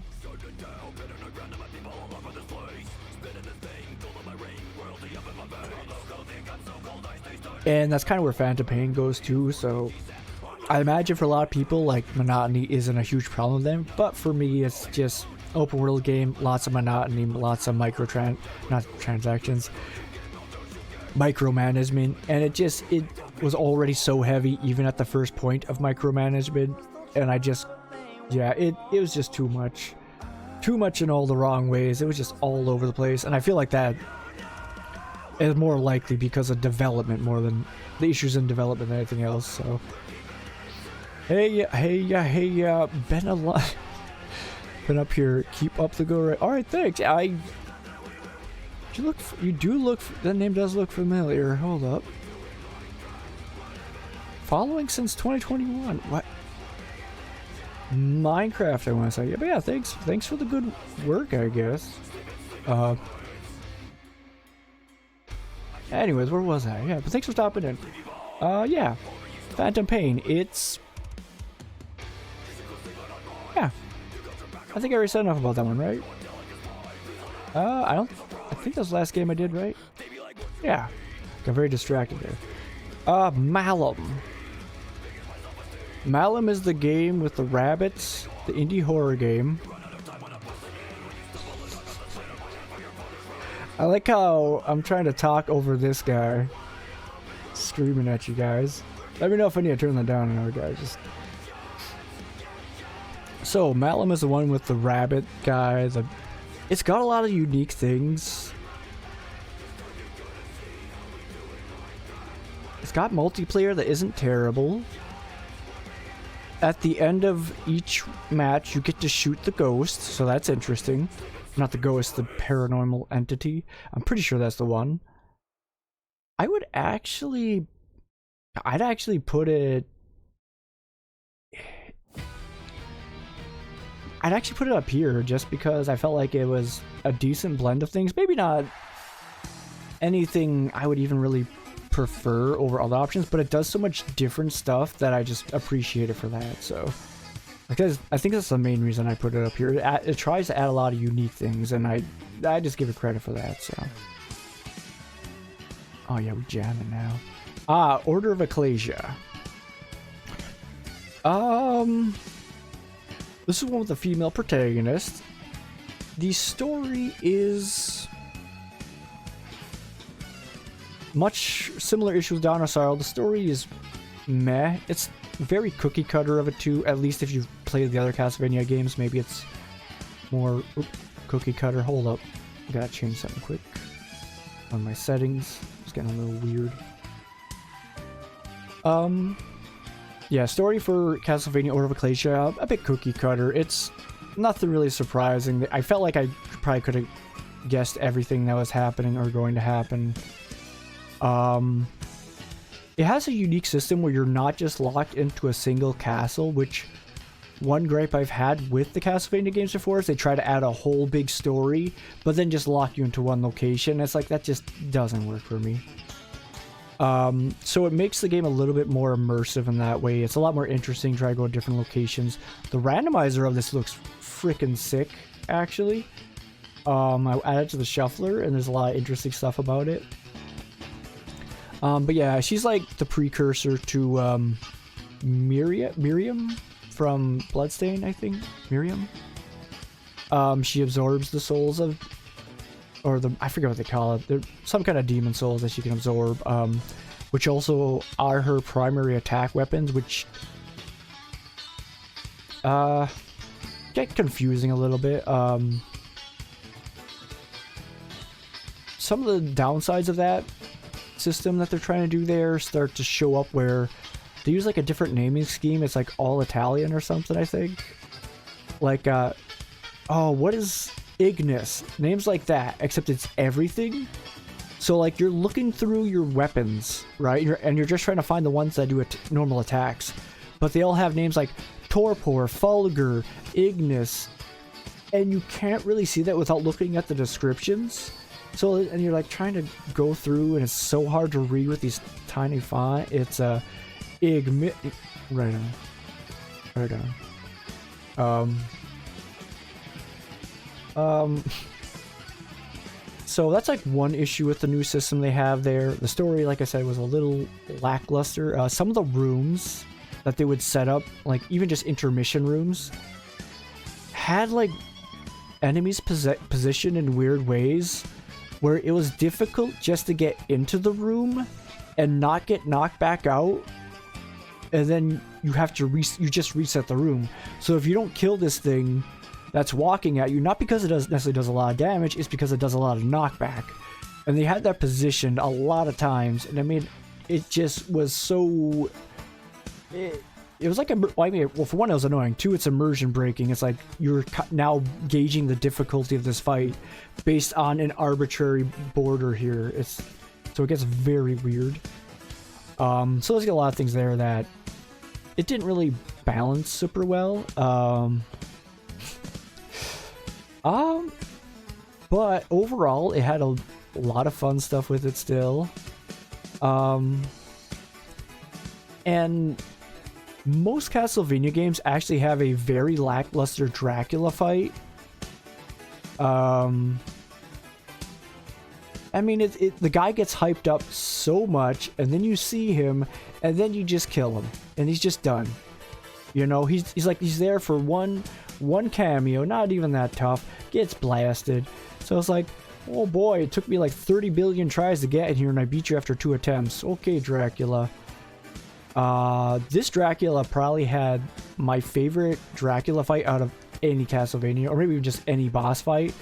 Like the amount of times I had to retry it, the different skills I had to do, like using my speed thing to fly around, swapping my abilities, like dodging these attacks. It felt very intense. Like I didn't get stuck in my menu too much, just trying to make sure we got to heal here, which can be a problem I have in a lot of games like this. it was just yeah, probably my favorite Dracula fight. And overall, like a lot of the fights too were pretty good. Except this also probably has one of my least favorite fights in Metroidvanias, which is like one of the few bosses just before Dracula. It's like this huge centaur steampunk amalgamation that is in this huge room. One of the main reasons I didn't like it is because you can't see what he's doing for most of it, because it's locked in on you. You're like this tiny person here on this DS screen. He's like got like his pixels doing something up here, like, oh, he's probably raising up something. Oh, he slammed you, and you have to work by getting underneath his feet that he opens up every once in a while, and then you wait under there, and then you get back to the other legs, and then you get onto his back, and then you attack his weak spots before he knocks you off, and you do the process all over again. Miserable fight. It's one of my biggest examples I would use when I want to explain why really big enemies in a game are bad. Looking at you, Dark Souls. Anyways, that being said, also the story with the female protagonist that doesn't have feelings and everyone keeps trying to get her to smile is just awkward as frick for me. Like, just what is this story? It's just like, just smile, tough lady. Tough ladies have to smile. Like, maybe you should go get bent. Alright? The entire game, for that matter. I really appreciate what it did new and different, even as jank as loud it was, so I'm putting it there. I think it might have been my favorite one on the DS. No, wait, there's another one actually. Portrait of Ruin, 2 characters. Like, there's one thing I like about these DS games, they're trying different stuff. Sorry, Donisaro, you didn't quite make the cut. Yeah, I'm putting it there, I think. I did like Portrait of Ruin more. You play as 2 characters that you can swap between. What's their names? It's some guy who needs to learn to use Dracula's whip, and his sister who is good at spells. She's like a super nun or something. But yeah, God, this game is complicated to think about in my head.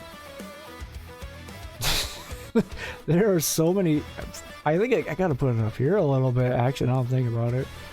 Like, a lot of the stuff it did. Like so like 2 players, they get different ways of being able to move. You can level up stuff with them too. Trying to think of all the stuff to mention. There's like actually being able to play as the female character, I forget her name, was really interesting because it's just like a different style than, like, you know, yeah, Curse of the Moon is a different style than, I guess, yeah, like Sea of Darkness was pretty different, but still a bit different style than Donisaro. Donisaro feels more in line with the main character here. There are like too many mechanics I feel like to mention about this. Like being able to swap characters, the different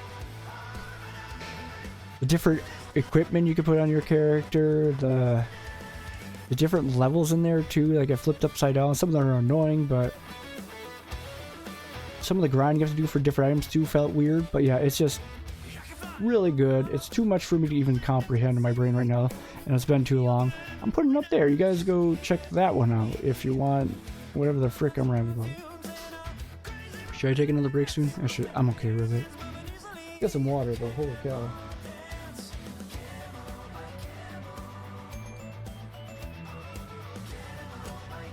Oh hey, it's that cute dancing cat song, right?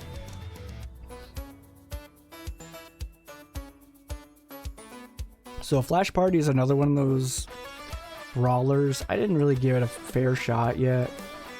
Mostly just because I had also done things like Framemakers around the time, and I was just kind of getting a little burnout on the new ones. This one is free to play though, so there is that, but I can't really say too much about it. Just because I tried to get into the tutorial and I just wasn't feeling it that day and just never went back, so. Gotham Knights.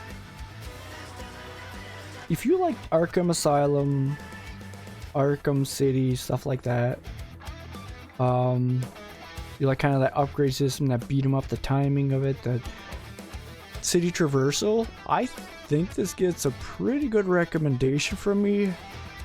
It's just too much, I guess, in that multiplayer aspect, too much of that grindy aspect for me to recommend it right now.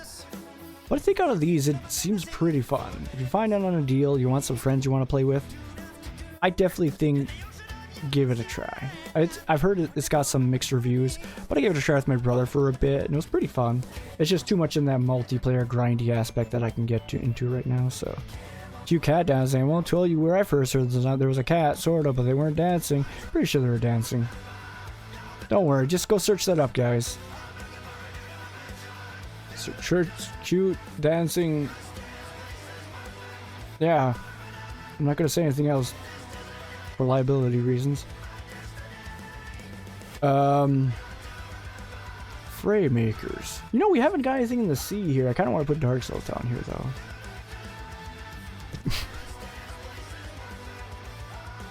Fray makers. Oh, one thing that also didn't help with Dark Souls is being dumb at piecing together RPG stuff, which Dark Souls isn't super upfront about. So that's half the reason. The other half is, yeah, I'm not good with these things. So it's trying to assume, like, what do you consider darkness? Because that's kind of a handy thing to know, like, what enemies are weak to or strong against, etc. So it's a bit of guesswork. A lot of guesswork. 90% guesswork. 50% guesswork, 50% interface. Anyways, frame makers. I'm gonna give this out of the platform fighters. It costs money. I'm gonna give it the most recommendation. It's made by the creator of Super Smash Flash, I believe. It's focused on being indie. It got released for early access. Bought it, tried to play it. I can't really recommend it. The main reason I didn't play it is I couldn't get the controls to work with my controller. Like, I kept trying to set certain things to work, and they just weren't, and I didn't really have it in me to kind of troubleshoot that, contact support and stuff like that at the time, which I probably should, but I don't want to give it like a bad recommendation because of that. But yeah, like, I couldn't get dashing to work properly. I couldn't even get left and right to work the same. It was very weird. There's just some of the control settings were like very off, and I'm not sure why. So but it's a platform fighter, has a lot of interesting ideas in it. It still, you know, tries to emulate a combo oriented melee style and that, but like it offers some pretty cool stuff there. So early access, take a look at it if you're looking for a platform fighter, I guess. So Infernax. This is one that Crim the Shadow gifted me for Christmas. Thanks, shoutouts to Crim the Shadow, who doesn't stream, but they do a bit inside Aaron's Discord, which I try to tune in once in a while, but haven't done in forever. But mostly I just now go there to look at the memes and judge the memes. Infernax, do or die. Infernax is reminiscent of old games like Castlevania, you know, a bit of a Metroidvania style. It's a bit gory, like Downside's a bit gory. Lots of holes, which, like, at first the platforming is fine because, you know, it's not really demanding too much for you. It's not throwing a bunch of holes at you. Enemies have small hitboxes, so you can kind of jump around them with a lot of leeway and not get hit. But later on it starts to add more holes. One thing about the enemies with their small hitbox, it's also their hurt box, which is also small, so you have to like kind of hit dead center sometimes to get an attack to work. But yeah, long story short, later the game went, the more the holes became a precedence. Way more it's like, I have to plan around the holes here to really make decent progress, and like all the enemies all the way to the boss, if anything the boss even more so became more insignificant as opposed to the holes, because instant death from pits, I hate it in like almost any game. Like, at best it doesn't get in the way.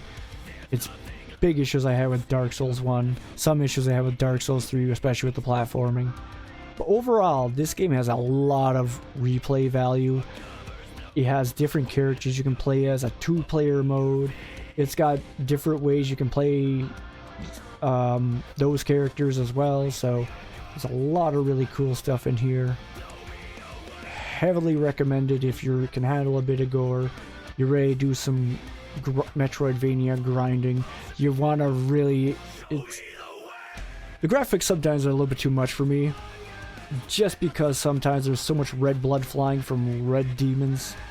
Can't see anything happening, but like there's another reason for it. But yeah, I'm gonna give this one a solid...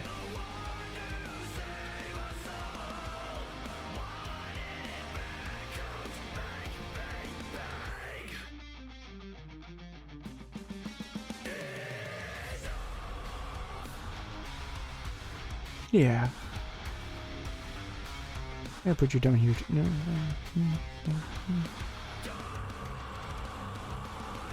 Yeah. Debating. Alright, one-armed robber. Putting this in kind of just honorable mention. It's free. It's a game Tim and Dion and I were trying out. It's stupid. Mechanics are interesting. Maybe not a whole lot of like replay value necessarily, but like it's free. It's got a stupid concept. You can hold like 3 items: a gun, sidearm, and 1 item, and you have to swap between those 3. Use different tools to like either stealthily get into a bank or location and steal the money, or go out guns blazing or something like that. They have a camera system set up, night guards you have to take care of, and there's a lot of interesting things there, even if for the most part I wasn't getting into them as much because Tim and Dihan were a bit more experienced by the time I was coming around for the second playthrough. It's kind of getting in there more though, getting used to it more, but it gets a decent recommendation for me. I think I put it here though. Yeah, I think I put that like something like that. Yeah. Aw, dang, we're getting sad music in here. Paranormal Cleanup. Thing is better than Demonologist? Oh, what is Demonologist? No, Demonologist is pretty good actually. Paranormal Cleanup is a similar game in that sense, except you have to take care of... You have to clean the house. Game is janky as all heck. Probably not a lot of replay value, but it's pretty solid for being Power Washer meets Phasmophobia or something. I don't know. Like, these ones are just hard for me to even keep straight at this point. Remnant Records. We did not play much of this one. It seemed like it had decent stuff. I forget why we quit this one. I think it was just a little janky or something. I'll put it up here just as far as some of the mechanics I saw. Maybe it didn't work. So now Resident Evil 4. Ooh, this is tough to... I mean, it's not tough. It's tough to know how to like top games for 2023, but... So I like Resident Evil. I kind of mentioned that a bit. Games that I like my first introduction was Resident Evil 1 original. What was Resident Evil 2? Also Resident Evil 2 watching somebody. I think I played Resident Evil 1 on the PlayStation. I know I played Resident Evil 2 on the N64, which has a randomizer mode apparently. And I remember like the things that I liked about the game was kind of like with randomizers too, and I also mentioned this a bit too, but the thing I liked about Resident Evil was going to like progressing through your way through areas, finding keys and stuff, and like you get to a location and you find a key and you remember the locations you could use that key, and it's kind of this thing is like, okay, I know these monsters are in this room, I know these monsters or these zombies are in this room, and I know like, and I kind of know the different ways I could try to get there, try to figure out what's the safest route, what tools do I want to bring, kind of like a Metroidvania way of doing it. And then also sometimes when you get these upgrades, it changes when you enter a room. Suddenly it's like there used to be birds in here, but now there's dogs jumping over the fence and coming to get you, something like that. And so like not only is it like you kind of have to prepare yourself for going through, but then you have to improvise during the situations because then you're going to get attacked and you're like, oh, I took a lot of damage there, I really need to figure out what I can do here. And that was like one of my favorite things about, you know, survival horror, the genre, was like the routing and the like tracing your steps and planning your escape routes and stuff like that, similar like platform fighters in its own way, which is why I think people who like platform fighters also like Resident Evil. So that's a long explanation really of the Resident Evil 4 remake, but that's kind of like what I liked about the series. So but yeah, my favorite one for that point would have been Resident Evil 2. I think the next one after that would be, I want to say like Resident Evil 1 remake. Resident Evil 6 I was a pretty big fan of. I admittedly cannot say that game is good.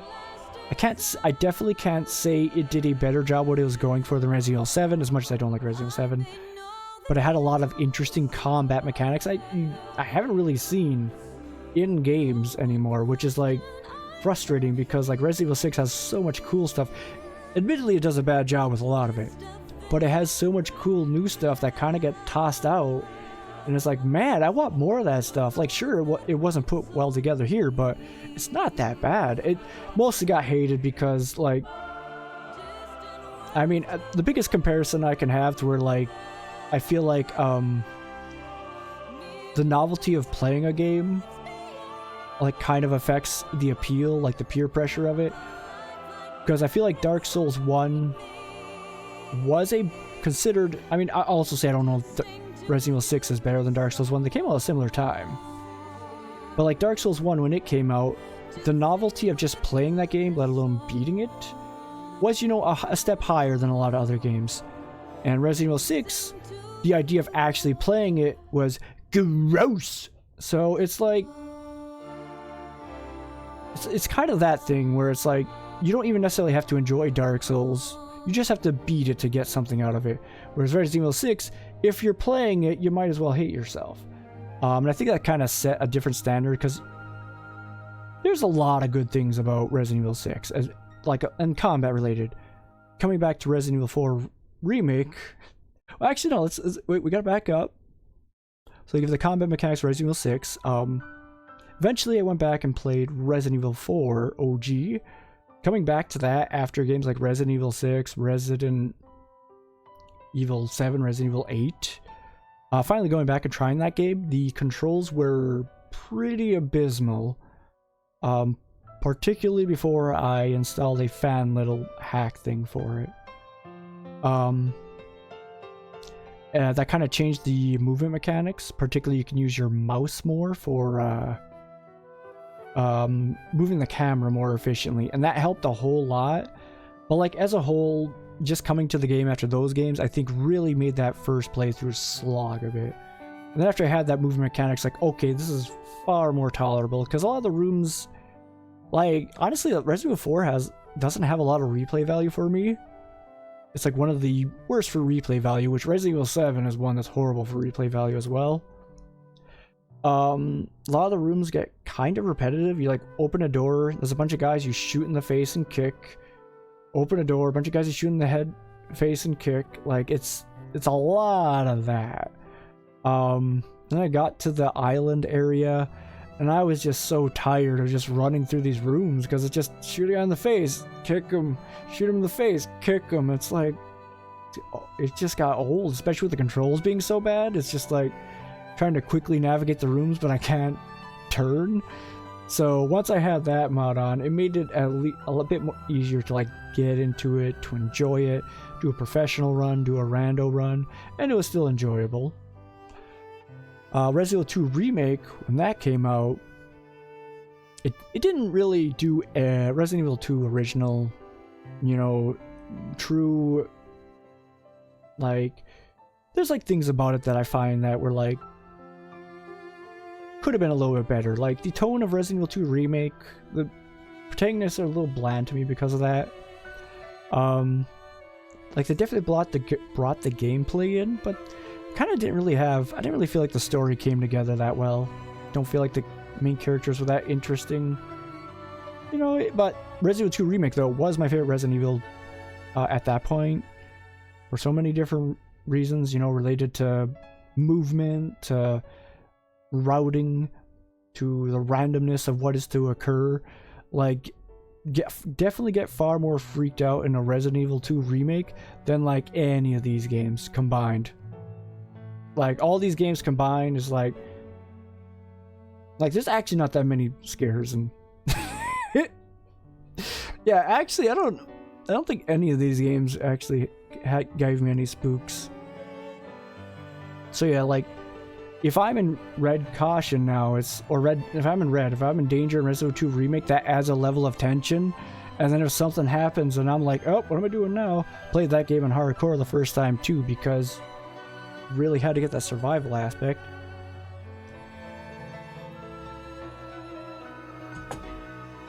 So go to Resident Evil 4 remake. It's a big build up. New favorite Resident Evil game. It has the combat of a Resident Evil 6. It has that routing brought in a lot more than like Resident Evil 4 original had.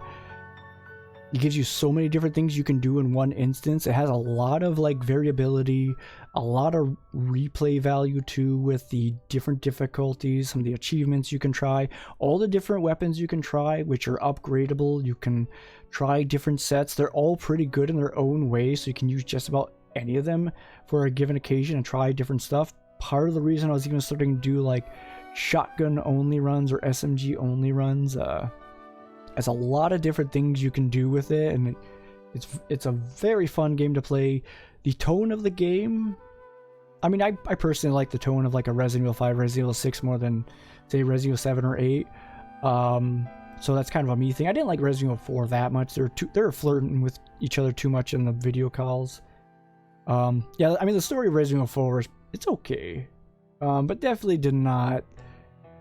The story of Resident Evil 4 remake is by far better. Ashley management is worse, I would say. A little bizarre. But Ashley as a character is, you know, she sounds like an actual recognizable person, so that's good. That's good. She acknowledges Lewis when he dies. Who Lewis ends up being just the coolest guy in any game ever. I'm saying it now. Jas said it here. That's why this is S tier. So yeah, I said a lot about that now, but I also do want to say, because I know like a lot of people compare. Shut up! Oh my god, I didn't realize. Little V is singing to me. All right, I'll do the full version. Holy shit. What was I just talking about? Resident Evil 4. Oh yeah, some of the voice acting too. Like, I know there's like a lot of people who say like, oh, they don't like Krauser or Ada's voice actor, which I mean is fair. Like Krauser too, he kind of felt a little bit like when he's talking softly, he sounds even more kind of generic bad guy voice than like the original Krauser, who had like kind of like a one tone kind of thing, but it was very unique at least. So like that's, I guess, one thing about the first Krauser. He had like a very unique voice, like something I hadn't really heard as much.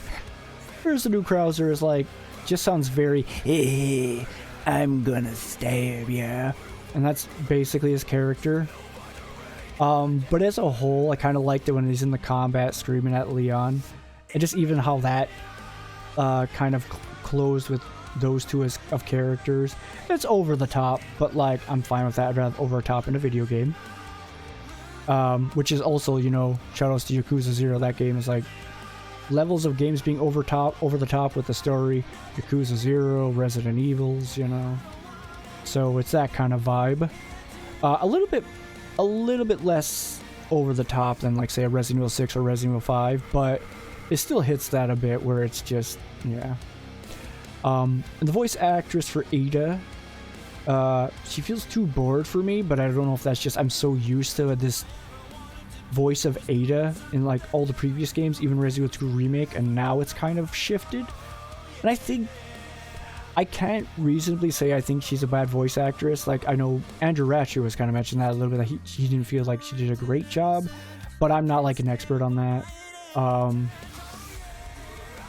And like for me, it gets a little, she sounds a little bit too bored. I kind of feel a little bit too bored listening to it.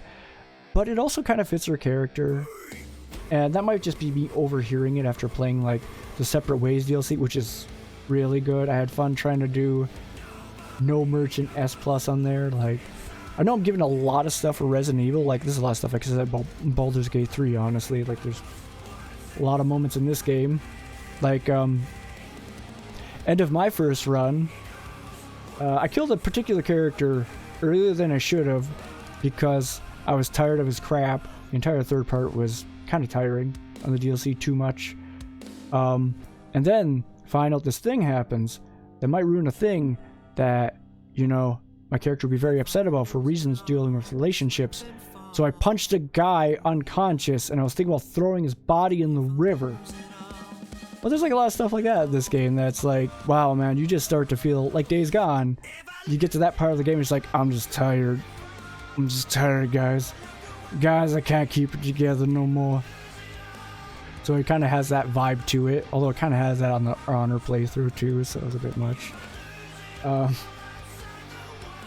it has a lot of stuff like that where you can kind of still get a bit of that roleplay in there. Anyways, I gotta stop rambling so long, man. It's like 9:30. I'm almost done here. Rushdown Revolt, another platform fighter, free to play. I give this a decent recommendation. I might actually put it above Framemaker just because it is free. It uses like a hit point system, which I kind of get because of the way the style of the game is, more combat oriented. There's some really big characters. Knockback with that would probably be a difficult thing to balance. I personally like platform fighters due largely to the knockback feature. Like, a lot of it is like, you know, oh, you're like jumping around, you're anticipating where this character's going. Just kind of a lot of that. Anyways, that kind of takes it out of that small box of a traditional fighter, like a 2D fighter. But the main reason I like the knockback with games like this, it adds a level of like, you're not going to punch somebody in the shin and they're just going to drop. Or maybe you will because they've taken so much damage, but because that's the nice thing with the knockback. Like, yeah, you hit them with a really weak attack, but until you get them into a spot you can hit them with the strong attack, they're not going to just kind of drop, you know? Like, most of the time people don't go out from like a punch to the shin unless that shin's been absolutely brutalized, and you hit it and then it's just like bones fracture, you can't stand it on more. So like that kind of makes sense, but it's knockback back kind of adds that level of dynamic to the fight where like he's getting beat to crap but he just won't go down, you know? Speaking of platform fighters, you know what, I'm gonna segue onto this since we're talking about Rushdown Revolt, the HP system. And you want to talk about a very unique platform fighter? I'm bringing them out. Dragon and I had a match a little bit ago, trying to get her getting some wins with some PVs. We got a set. We were kind of struggling too. We ran into like a Stripe and a Taz that just ran us over, man. Just couldn't really do anything with them. We got into a match with a Superman and a Black Adam, and that was like right off the get-go, just high throttle. I'm Gizmo, you know, the most dangerous man on the planet. She's Harley. I forget what happened, but we won best 2 out of 3. But it was a very intense match. Those guys were in the beta test. Barely won that one. Yeah, those guys were in the beta test, so it was like trying really hard to kind of maneuver everywhere.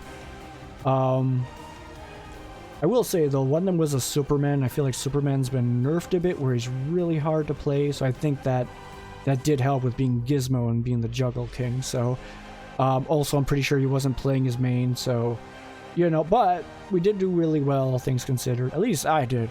I'm pretty sure Drake did as well though. We were mixing it. So I also got Superman out really early on like the last match, and it kind of snowballed from there. So and there's like a lot of parts of that where you're just trying to weasel your way in between people, dodging. They had us on burnout the entire time because we're just trying to dodge away from all their rapid movements. So okay, yeah, I didn't think they were necessarily their mains, and they still almost took us out. So it's like they were definitely probably better players than us. We just got the win that day. So, but that's like a lot of stuff I like about multiverses, where like you're up to 170% and you're getting hit across screen, but you just won't stay down. And I think that's the dynamic that really adds to that layer of like platform fighter, is like a kind of like super epic superhero fight, anime battle. It is something that really adds to it. Also, just like you push up or you push jump, your character jumps, and you push right, they move right, back, and that's like the directionals have a direct feedback to what's happening on screen. You push right attack, that has a specific attack, down attack, that has a specific attack, so it's like immediate feedback thing there too, so you can combine that with the platforming, and you just have like immediate feedback on the things you're doing, as opposed to like traditional fighters, which you go into the training room and it's a bunch of arrows doing this, and you get the move off, and it's like, well, I'll try to remember that is how you do that attack. But so that's why I do tend to prefer platform fighters for that reason. I'm a big platform guy, and yeah, recovering over and over again. Yeah, and like it's another thing too about multiverses, and because I'm talking a lot too about just kind of that specific match and platform fighter specifically. Multiverses kind of has that more of a Brawlhalla style stuff going on with its build, like 2 jumps, 2 dodges, 2 special attacks in the air. But it adds a level of utility and range that you haven't really seen inside. You haven't really seen in any platform fighters. Like, it's actually a huge range between Zoner and Bruiser. Zoner and Rushdown, I should say. Where you have these 2 different styles and it's like intermingled between them. I will say in the beta it was originally like Velma on this side of the Zoner and Shaggy on this side of the Rushdown. But then they nerfed Harley so hard, she's kind of like only a bruiser, but she has like the worst slugging out of any of the bruisers. So Velma's now just kind of... They kind of broke Velma. Like, they really just broke Velma, I think. I think they tweaked too hard, and if I'm gonna go on a limb, I feel like a lot of Multiversus beta, the initial reception of it, was maybe expecting a bit too much of a rushdown combo-oriented game and not a neutral spacing, somewhat more zoner style of platform fighter, because we haven't really had that, like, ever. It's just not been a thing. Most things have been melee. We also haven't had very many 2v2 ones. Like, we've had certain traditional fighters that have done that too, but like it's never really been, it's like still few and far between, and even then you're not normally fighting with 2 people at the same time. And Multiverses focuses on that, and I will say too, much like the initial reception of zoners in Multiversus, the reception of the speed in Multiversus beta, the reception of the speed in Multiversus now is, a lot of people are saying it's too slow, but I think if you're going to speed it up too much, it's going to be kind of just absolute garbage in 2v2s. Like, it's just, people are going to be running into fireballs. Like, I think that's the reason they dialed back the speed, kind of increased the size, because it was, like, in beta, I got into such a big habit of just dash jumping out of everything because you had enough charge meter and it worked. It was the only thing you needed in disadvantage. And when I got started on the initial release, I was struggling with so much muscle memory. I'm still struggling with some of it, because I would just try to dash jump right away, and it's like, that's not in this game. I mean, it is, but you burn it out pretty quick. And I wasn't even used to dodging, because why would you do a neutral dodge when you could dash jump? Why do anything when you could dash jump? Don't people also complain it's too fast? No, I think they complained that the full release is too slow. Well, I mean, Void was kind of talking about, to other top players were kind of talking about, they don't, like, Void doesn't necessarily think the speed is too fast. He thinks it's just a different style of game, and I think that's kind of an important thing to know with Multiversus. And as much as people kind of want to crap on anything new and different, apparently Multiversus gets a lot of that, which there are definitely some issues with it right now. Not so much mechanically. There are bugs that are going on, like Gizmo's car glitch where he can't jump or dodge. So yeah, so as far as another game I would you know, is definitely top of S tier contender for favorite game of the past year or so. Multiverse is in there. It should also be noted, like, I had so many hundreds of hours in Multiverses, got all the characters unlocked just because of all those hours. I put my grind on it. Oh yeah, also, yeah, the glitch of Superman saying, "Golly, you want me to fight? Golly, you want me to fight?" Because, like, the beach outfits are just repeating the same phrase for some reason. But yeah, what was I about to say about Multiverses? Just bugs. Yeah, the bugs with my character. Yeah. Oh yeah. Multiverses was one of my, I think it was my top watched game in 2023, and the game went offline in like May or something like that. So I was just watching people play on Parsec at times, and I thought I would do it myself, but I wasn't really that ambitious with a lot of this stuff anyway, so that's why I didn't. It would have been a lot of setup to play with people, and if there's one thing I haven't done lately is set up to play with people.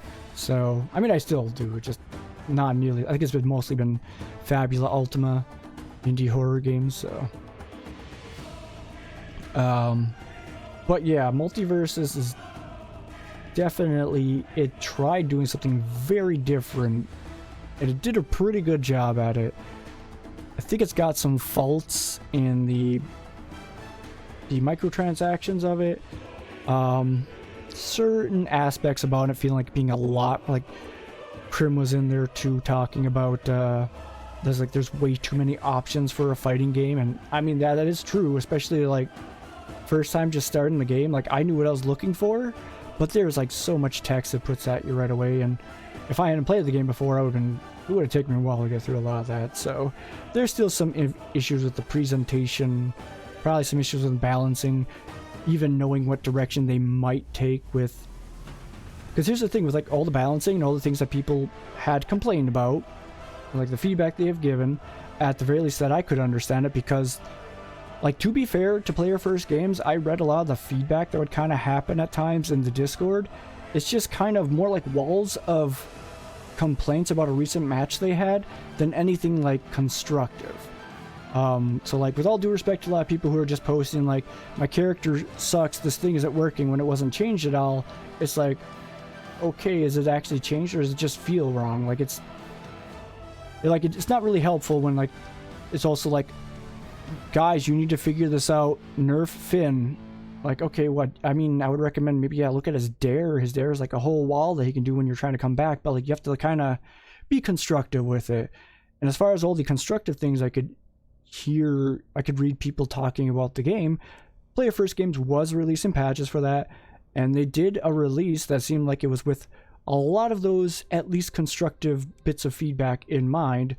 Because like, that's the thing, like, if you just leave feedback like, nerf so and so because they only take 1 minute to learn instead of 30 seconds, and it's like, you gotta kind of work with them a little bit. You can't just say, read my mind on this thing or something. So Multiverses did do a lot of those patches with that in mind, so I give it a lot of props for what they actually were aiming for. It seems like they are trying to do that with most gamers in mind, and I don't think some gamers were quite getting that. But yeah, there's still issues with the microtransactions, and I feel like some of the mixed reviews with those in mind are understandable. Thankfully, you know, it's still getting patches. They're still kind of figuring that out too, so. Yeah, Harley was exactly my style. It worked. I can see how. Yeah, it does feel like Harley was nerfed. Like, Bugs feels like he wasn't changed as much as Harley. Velma feels like she was nerfed hard. There's definitely some characters that weren't. Well, to be fair to Player First Games, people were calling a lot for Harley and Velma. I didn't see quite as much on Bugs or that, even though I feel like Bugs is definitely. Like, Bugs, Safe, and Rocket, man, they're so good. And like, their cooldown isn't even that long. And like, Velma's down special. That's a whole other story. Anyways, I have a whole thing I need to do on that at some point. Undertale. Honorable mention. It was an RPG game I started playing finally. I'm not good at keeping up with RPGs. Like, the general style is hard to kind of keep up on. it was still very enjoyable. Like, everything about the game just flowed so well. Like, the story, the music, the characters. It actually, like, I don't know. It's like an Earthbound. Obviously, it was inspired by Earthbound. Honestly, it's going up here for now. I'm not even that big on RPGs. But yeah, Undertale. I don't know how, I mean, yeah, like, I thoroughly was enjoying, like, all the different ways you could approach the game. It has a lot of replay value. Has a lot of, like, just attention to very small details in it. Like, Earthbound was a similar game with that. I will play, will finish eventually. I'll probably try to do it on Shuffler to make it a little easier. But yeah, Undertale. Yeah, I don't think I have, like, anything I can really critique on the time I did. It was just, it's just that RPG thing for me, so. Yeah. Oh, yeah. Now I want to say, I have a friend, on Comments World, RPG Maker Forum. He made a game as well in there. I made a game, played his game, Tesqualop. It, did my first stuff. First of all, my first stuff on YouTube was not great. I did not do, like, Enix 2 Hero Shadow was one of the first games I tried playing on there. I didn't do that any justice on there for various reasons, partially just because I'm an idiot. And just a lot of issues just keeping up on the YouTube stuff in general. I thought it'd be a good way to do it, but I just wasn't even keeping up on games. I don't keep up with games enough in general. Anyways, I got a lot here, though, so this has been an improvement for me. At least past then. Tesqualop was another one too, where, like, type of person I was. Not the most savory. So, and I kind of grew up as a person, even playing that game, and you could kind of see the game too as it grows up too. It has a lot of stuff like that in here. Not recommended for various reasons related to that necessarily. I wish I could, but it's very it's very internet teen, is how I'll put it. It's very A Link to the Past. Oh, what's the one? Bruce Campbell hack? It's very that, but better. It's very that, but better. A lot of funny, tongue-in-cheek, just stupid references to RPGs in general. So I thoroughly enjoyed it. I did dumb voices for it. That's where I first started learning to do dumb voices, where now I do slightly less dumb voices. And yeah, then he made I was working on a sequel of that, Heroes Have No Manners, and I was enjoying that. I dropped frames at some point. I just mostly mentioned that too, because Undertale got me thinking about games. I have, like, RPG games with just a lot of, like, just don't take themselves seriously on. They just have fun with it. Undertale, Earthbound, my friends' games, if you're ever curious about those. If those ever be a thing for you. But so Ezra's Trial, Tower Hunter, Ezra's Trial. I played this a little bit. I haven't finished yet. It's a Metroidvania. Controls feel weird. Not bad. Like, it's got upgrade things. It's definitely a very learner type of game. I don't want to say it's terrible. It's definitely got weird, not safe for work, anime-like references. I don't know how to rate it in regard to that, but I just figured I'd mention. It's not like in-game. She does have outfits, but those are still, they're safe for work. But just the things are, it's weird. All right, there's some weird adult stuff that I hear them saying, and I'm just not sure how to feel. It's not terrible. I'm gonna give it below a Yakuza 0, but above a Rushdown Revolt, as far as an honorable mention goes. I haven't even done this tier at all, huh? Dang. I enjoyed these games. Trinity Fusion. This is a game I need to get back to playing. It was Alpha Access. I got it from can't remember their name. Watson. I believe they're called Watson. Metroidvania, 3 different characters, different upgrades. It's got that roguelite kind of stuff going on for it. Some interesting mechanics and stuff. A few glitches here and there. I want to get back to playing it. It's pretty good. It's not something that really clicks with me super well. Some of the, trying to feel out the build compositions were a little tricky. Overall, I enjoyed it. I definitely feel like it's something worth giving. It's still in early access, but I still want to put it up here somewhere, I think. Just to kind of keep it on your radar at least. I think I put it here. There's some, well, maybe I'll put it here. You know what? I think B just for now, just because I haven't played the early access. I haven't played much since then. It definitely feels like it needs a few adjustments. But yeah, like I said, it's enjoyable. It's something I want to go back to still and kind of give a better tackle at. So,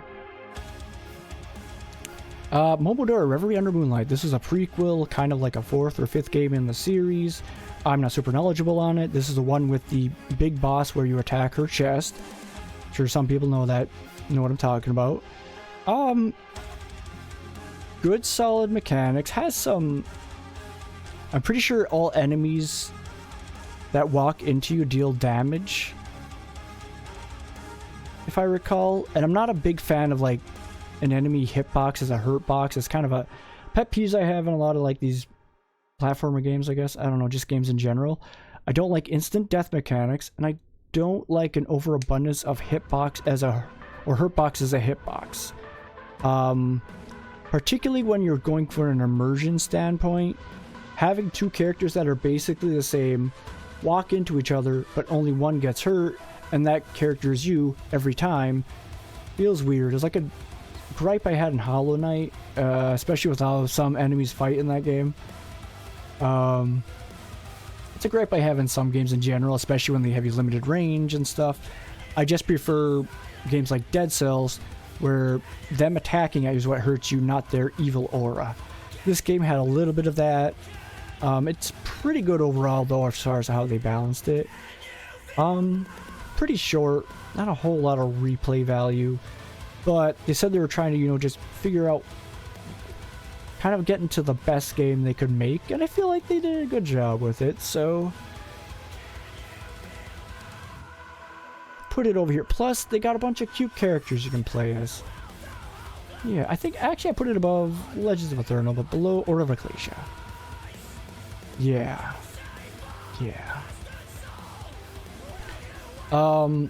Game Boy Advance. This is Harmony of Dissonance, going back to Castlevania and Iga, and like trying to emulate Symphony of the Night.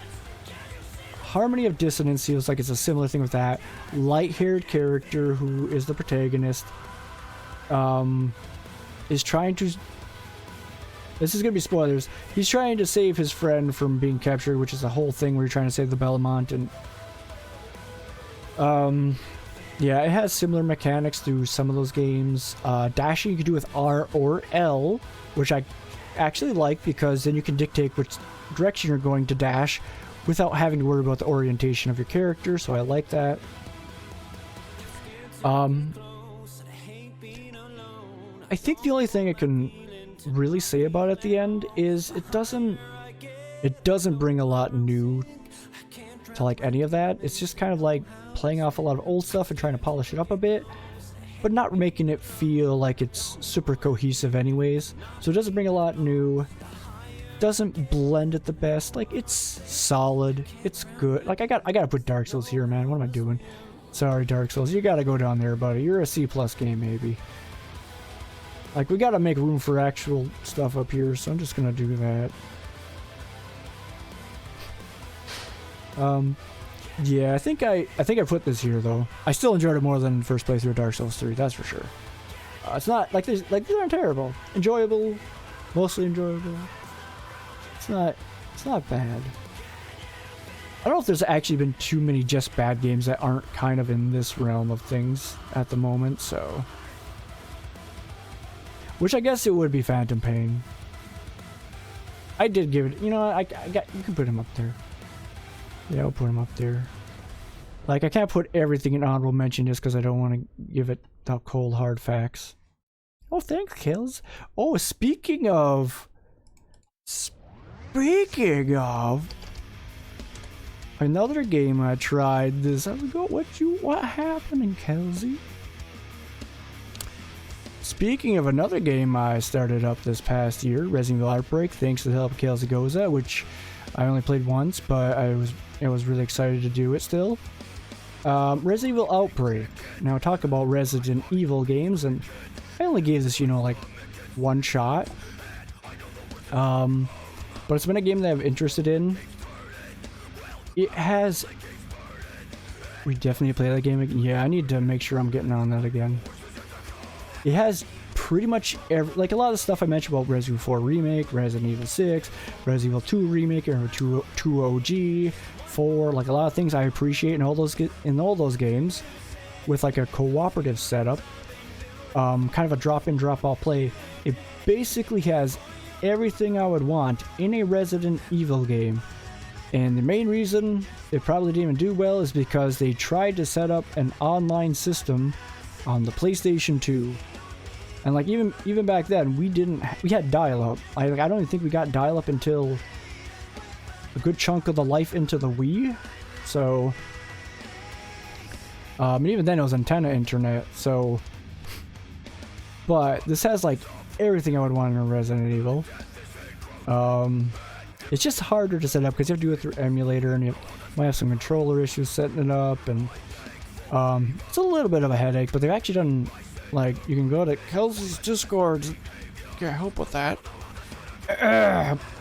And there's the people who have been working on the mods for it, have set up their own servers for it to help get you into it.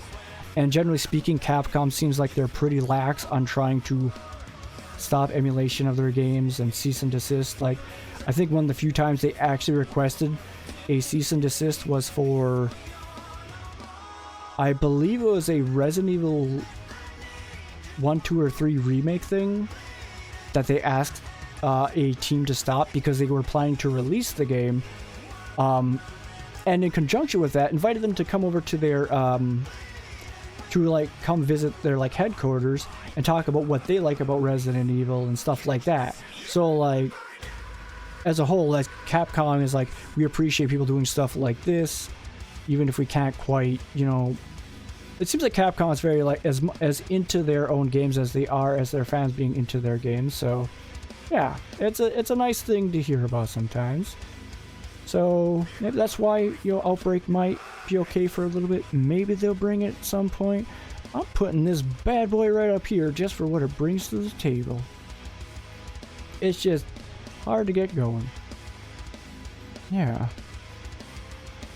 Alright, where are we at here? Should we put some of these up? I think we should put some of these up there. What other ones should we put up there? I'll put this here. Well, I think it's still... Nah. I still say Dark Souls as a whole is more enjoyable. Like, this thing didn't really hit with too much. It's okay. It's pretty good. Just didn't draw me in much. Brawl Out, you know what? I did give it a decent shot. Nothing new, but I'm gonna... Yeah, we can't just put everything in the bottom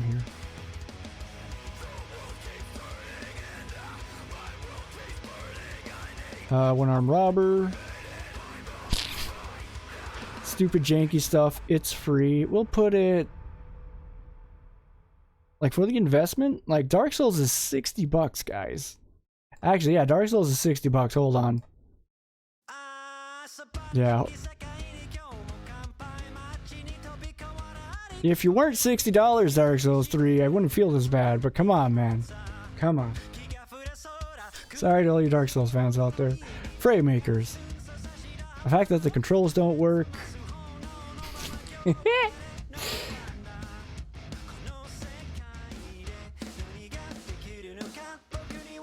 still recommend for platform fighters. You know what? Go.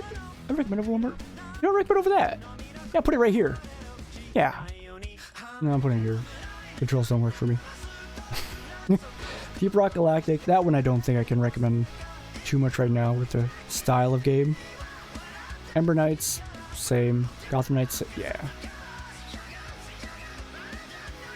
Yeah. Well, no. I am going to rank. You know what? Ember Knights had a cute, interesting style. I like the top-down thing. Just too hard for me to grind. Yeah, I can't just put everything honorable mentions. I'm put Yakuza 0 and Dragon Age Inquisition there for a reason. I haven't really played these two. Undertale, RPG stuff. Let's get up here. Actually, I would put Ember Knights. You know what? Put Ember Knights here. If it had easier way to like do drop in, drop out per session like Dead Cells, I would recommend it more. Undertale for what it's going for. Since I've only played so far into it, for various reasons, put it in here. Gotham Knights. Yeah, the Arkham stuff. Let's try to finish you up here, right?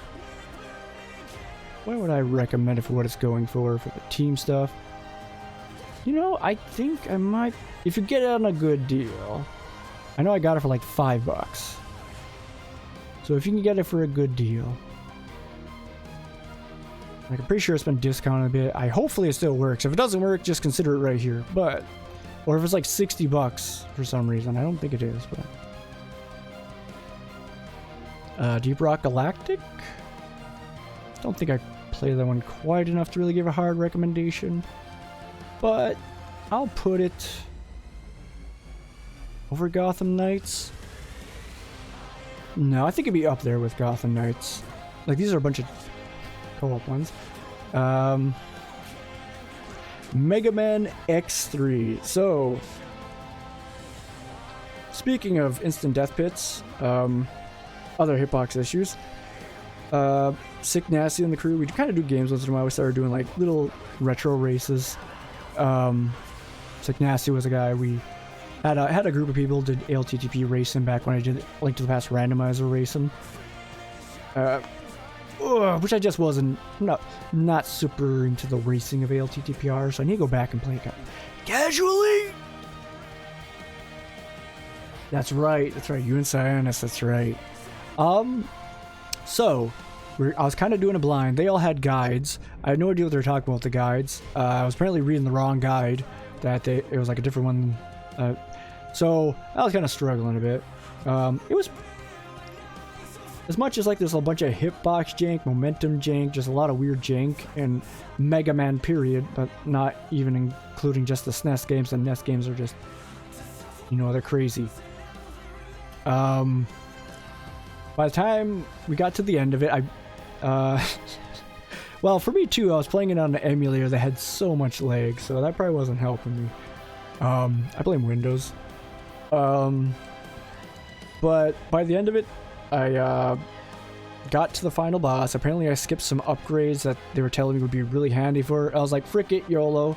And I just got past them with the power of laggy platforming, which didn't really help that much because all those inputs are super laggy too. But that was my bread and butter right there, was like dancing and weaving between stuff. That's kind of what I'm in it for. So yeah, that fight was actually pretty fun. I kind of went away from it like, okay, you know, I could see myself playing that again. But there's definitely a lot of tears to Mega Man of just like, why are there so many holes? Why do these spikes kill you instantly? What are these hitboxes? Etc. So, I'ma give this boy a solid...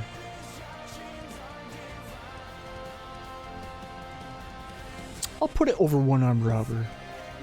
Well,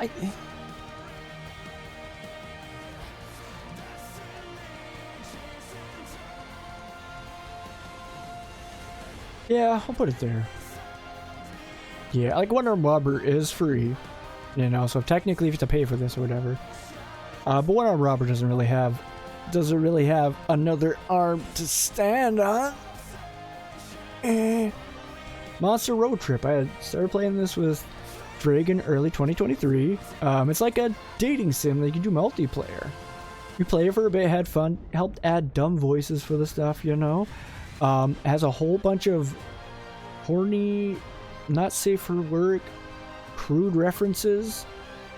And it's a dumb fun time if you're into some of that. I think, given what I've said about Undertale, these games here, I'm putting this a solid up here. Yeah. I'm not even that into these kind of games, but I'm putting it there. Tiny Tina's Wonderland. I've said a little bit too, I'm not a big fan of first-person games. They're a little more tiring on my eyes. Games with lots of special effects. That is Borderlands. The concept of Tiny Tina's Wonderland is like kind of take the general Borderlands format first-person shooter, skill tree mechanics, shooting things, a bunch of weird story arcs and bizarre crap inside a post-apocalyptic environment. But now it's D&D, and they try to take concepts, you know, from like a lot of tabletop systems similar to that. It's called Bunkers and Badasses, by the way. I think I can only give this honorable mention. I don't think I can actually rate this one. It's like too much of a game for me right now, like between the first. I've been spending a lot of time trying to do like physical therapy stuff actually, and just a lot of stuff with that. So like games that are more tiring in that sense. This is not one of them that I can tolerate a large amount of. And one of the issues with these games too, they have like 30 bajillion gazillion guns, and I'm like, wow, that's gonna take me a 30 bajillion zillion things to look at. Yay! Yeah, no, I liked it too. It's just sluggish for me. Is like the best way to put it. Like I definitely don't want to say it's bad. It's just kind of a game that's hard for me to play, and that's unfortunately where she go. Scott Pilgrim. I can only give this one honorable mention because I tried to play. Banger alert. Scott Pilgrim vs. Will vs. game. I had one level into it. The movement was very bizarre because it's like kind of like that side scroller beat 'em up, but you can kind of move up and down.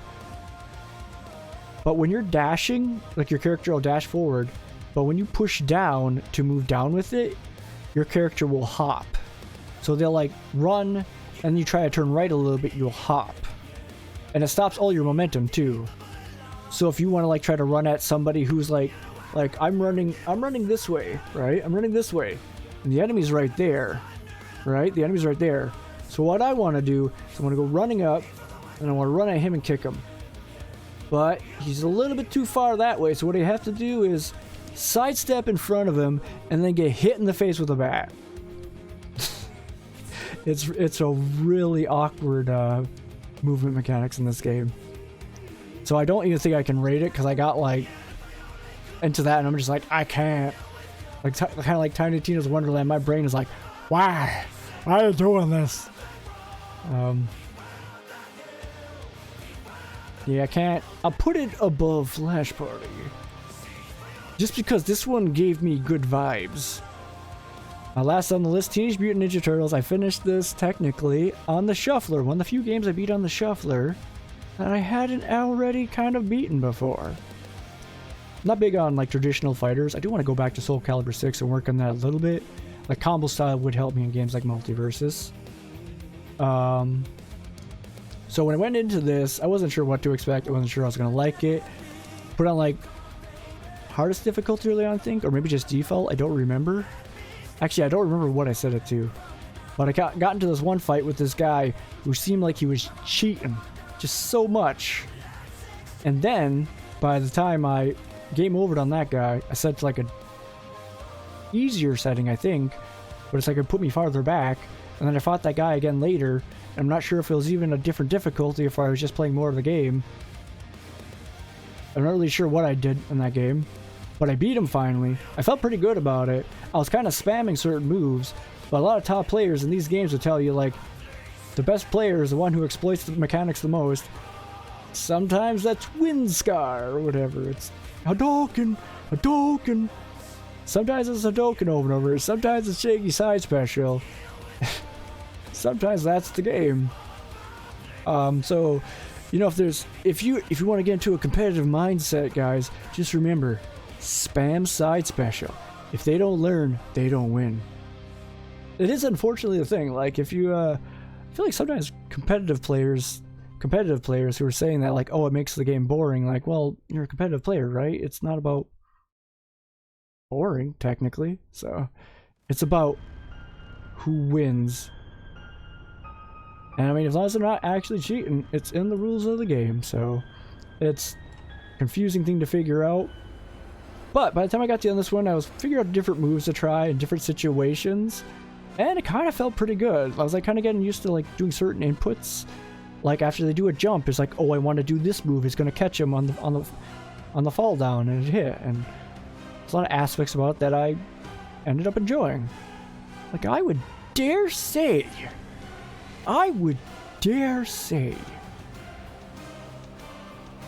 for what it was, I would dare.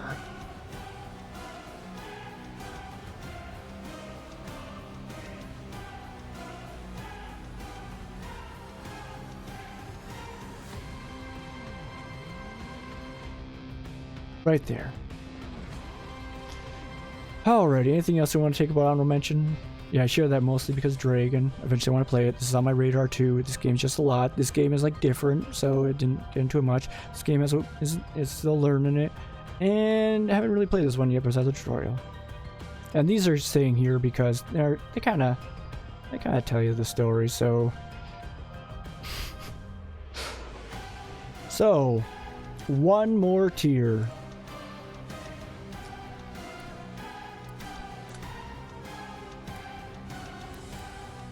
Now we'll do top 5.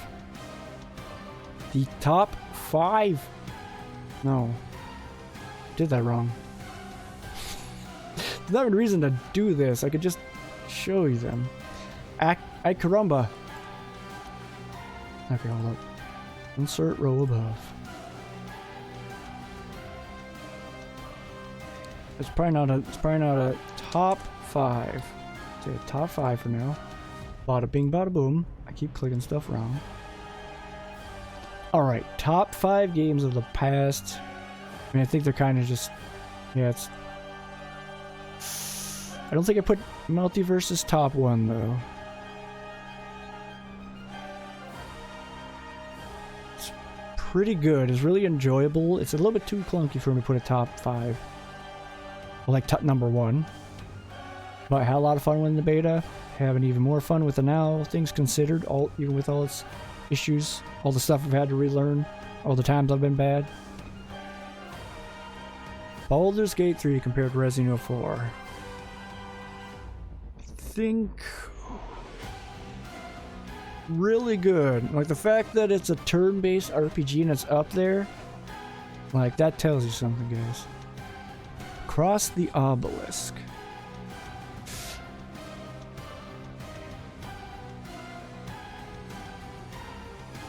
That's a tough one. I think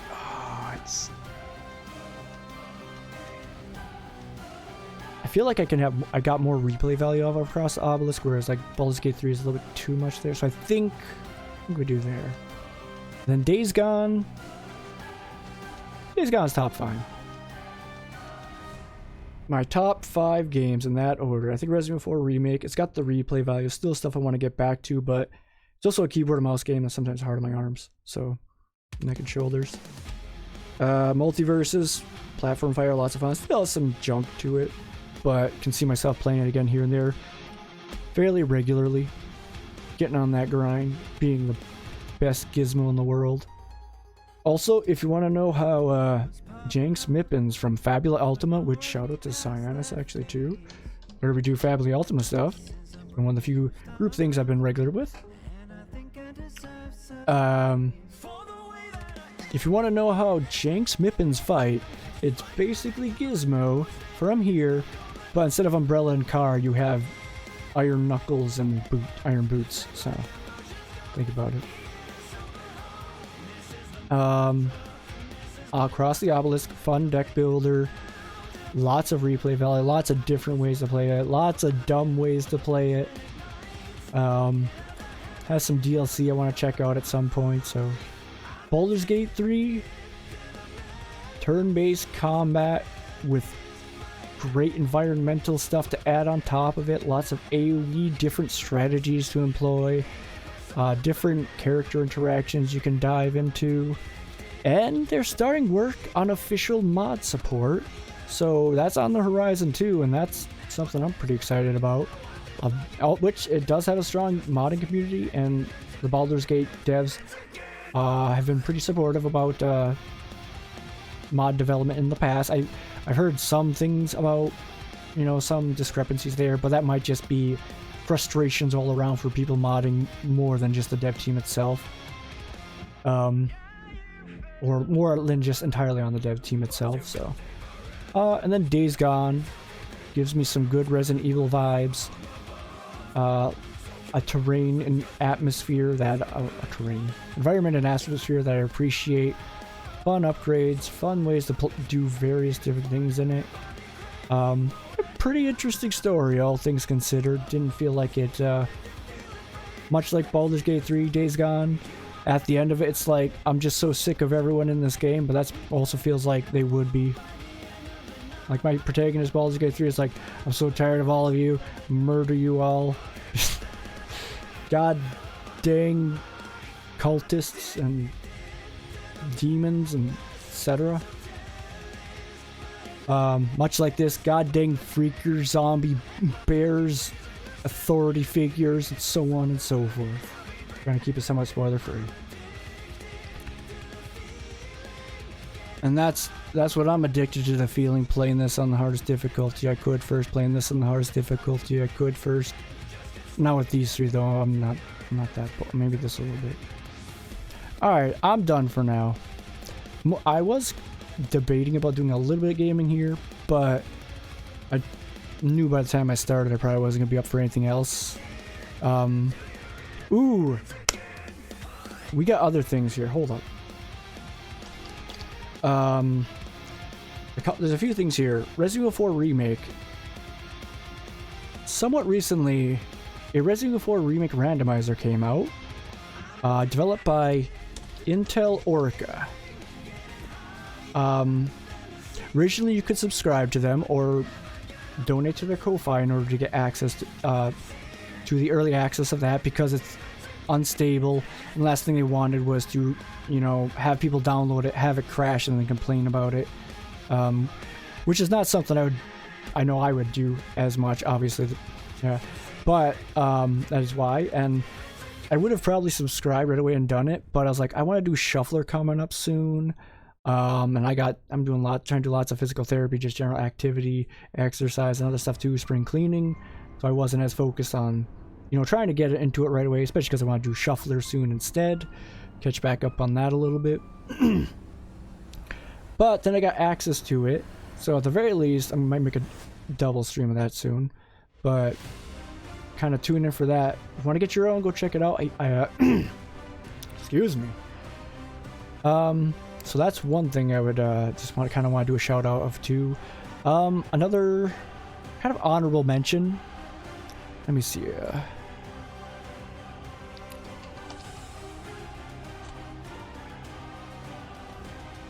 So this game here is on my radar. Figured this would be a good time to share it. I was trying to participate in kind of the closed beta of it, and didn't have the energy to keep up on it. But it's like I think it's opening up more closed beta stuff to people. So I figured I want to kind of show you that it's something on my radar.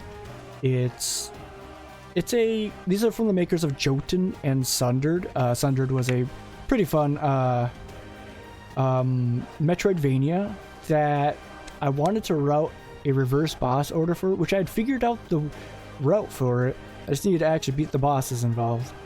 So yeah, these are the developers of that game, Jotun, which is kind of a boss rush game, but I still really enjoyed for some reason. I'm not much of a boss rush guy.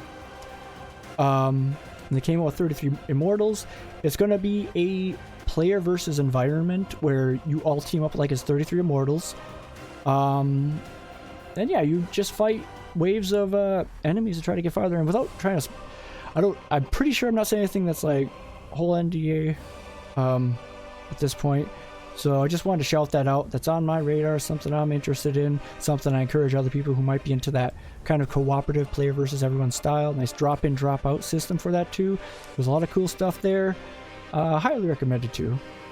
And I think that's everything I wanted to shout out now as far as games that I've been playing. What's been on my radar. Yeah. So what I'm gonna do now is we're gonna change this to square images, right? Yeah. There they are, guys. Beautiful. Alright, let's find someone to host here. We got Odom doing Elden Ring. DT is doing Shuffler. Well, you know what? DT is doing the Shuffler. That thing I was just talking about? Yeah, this guy doing it. This guy doing the shuffles. Say hey guys, say hi to DT, say good shuffles. Good luck, happy shuffles.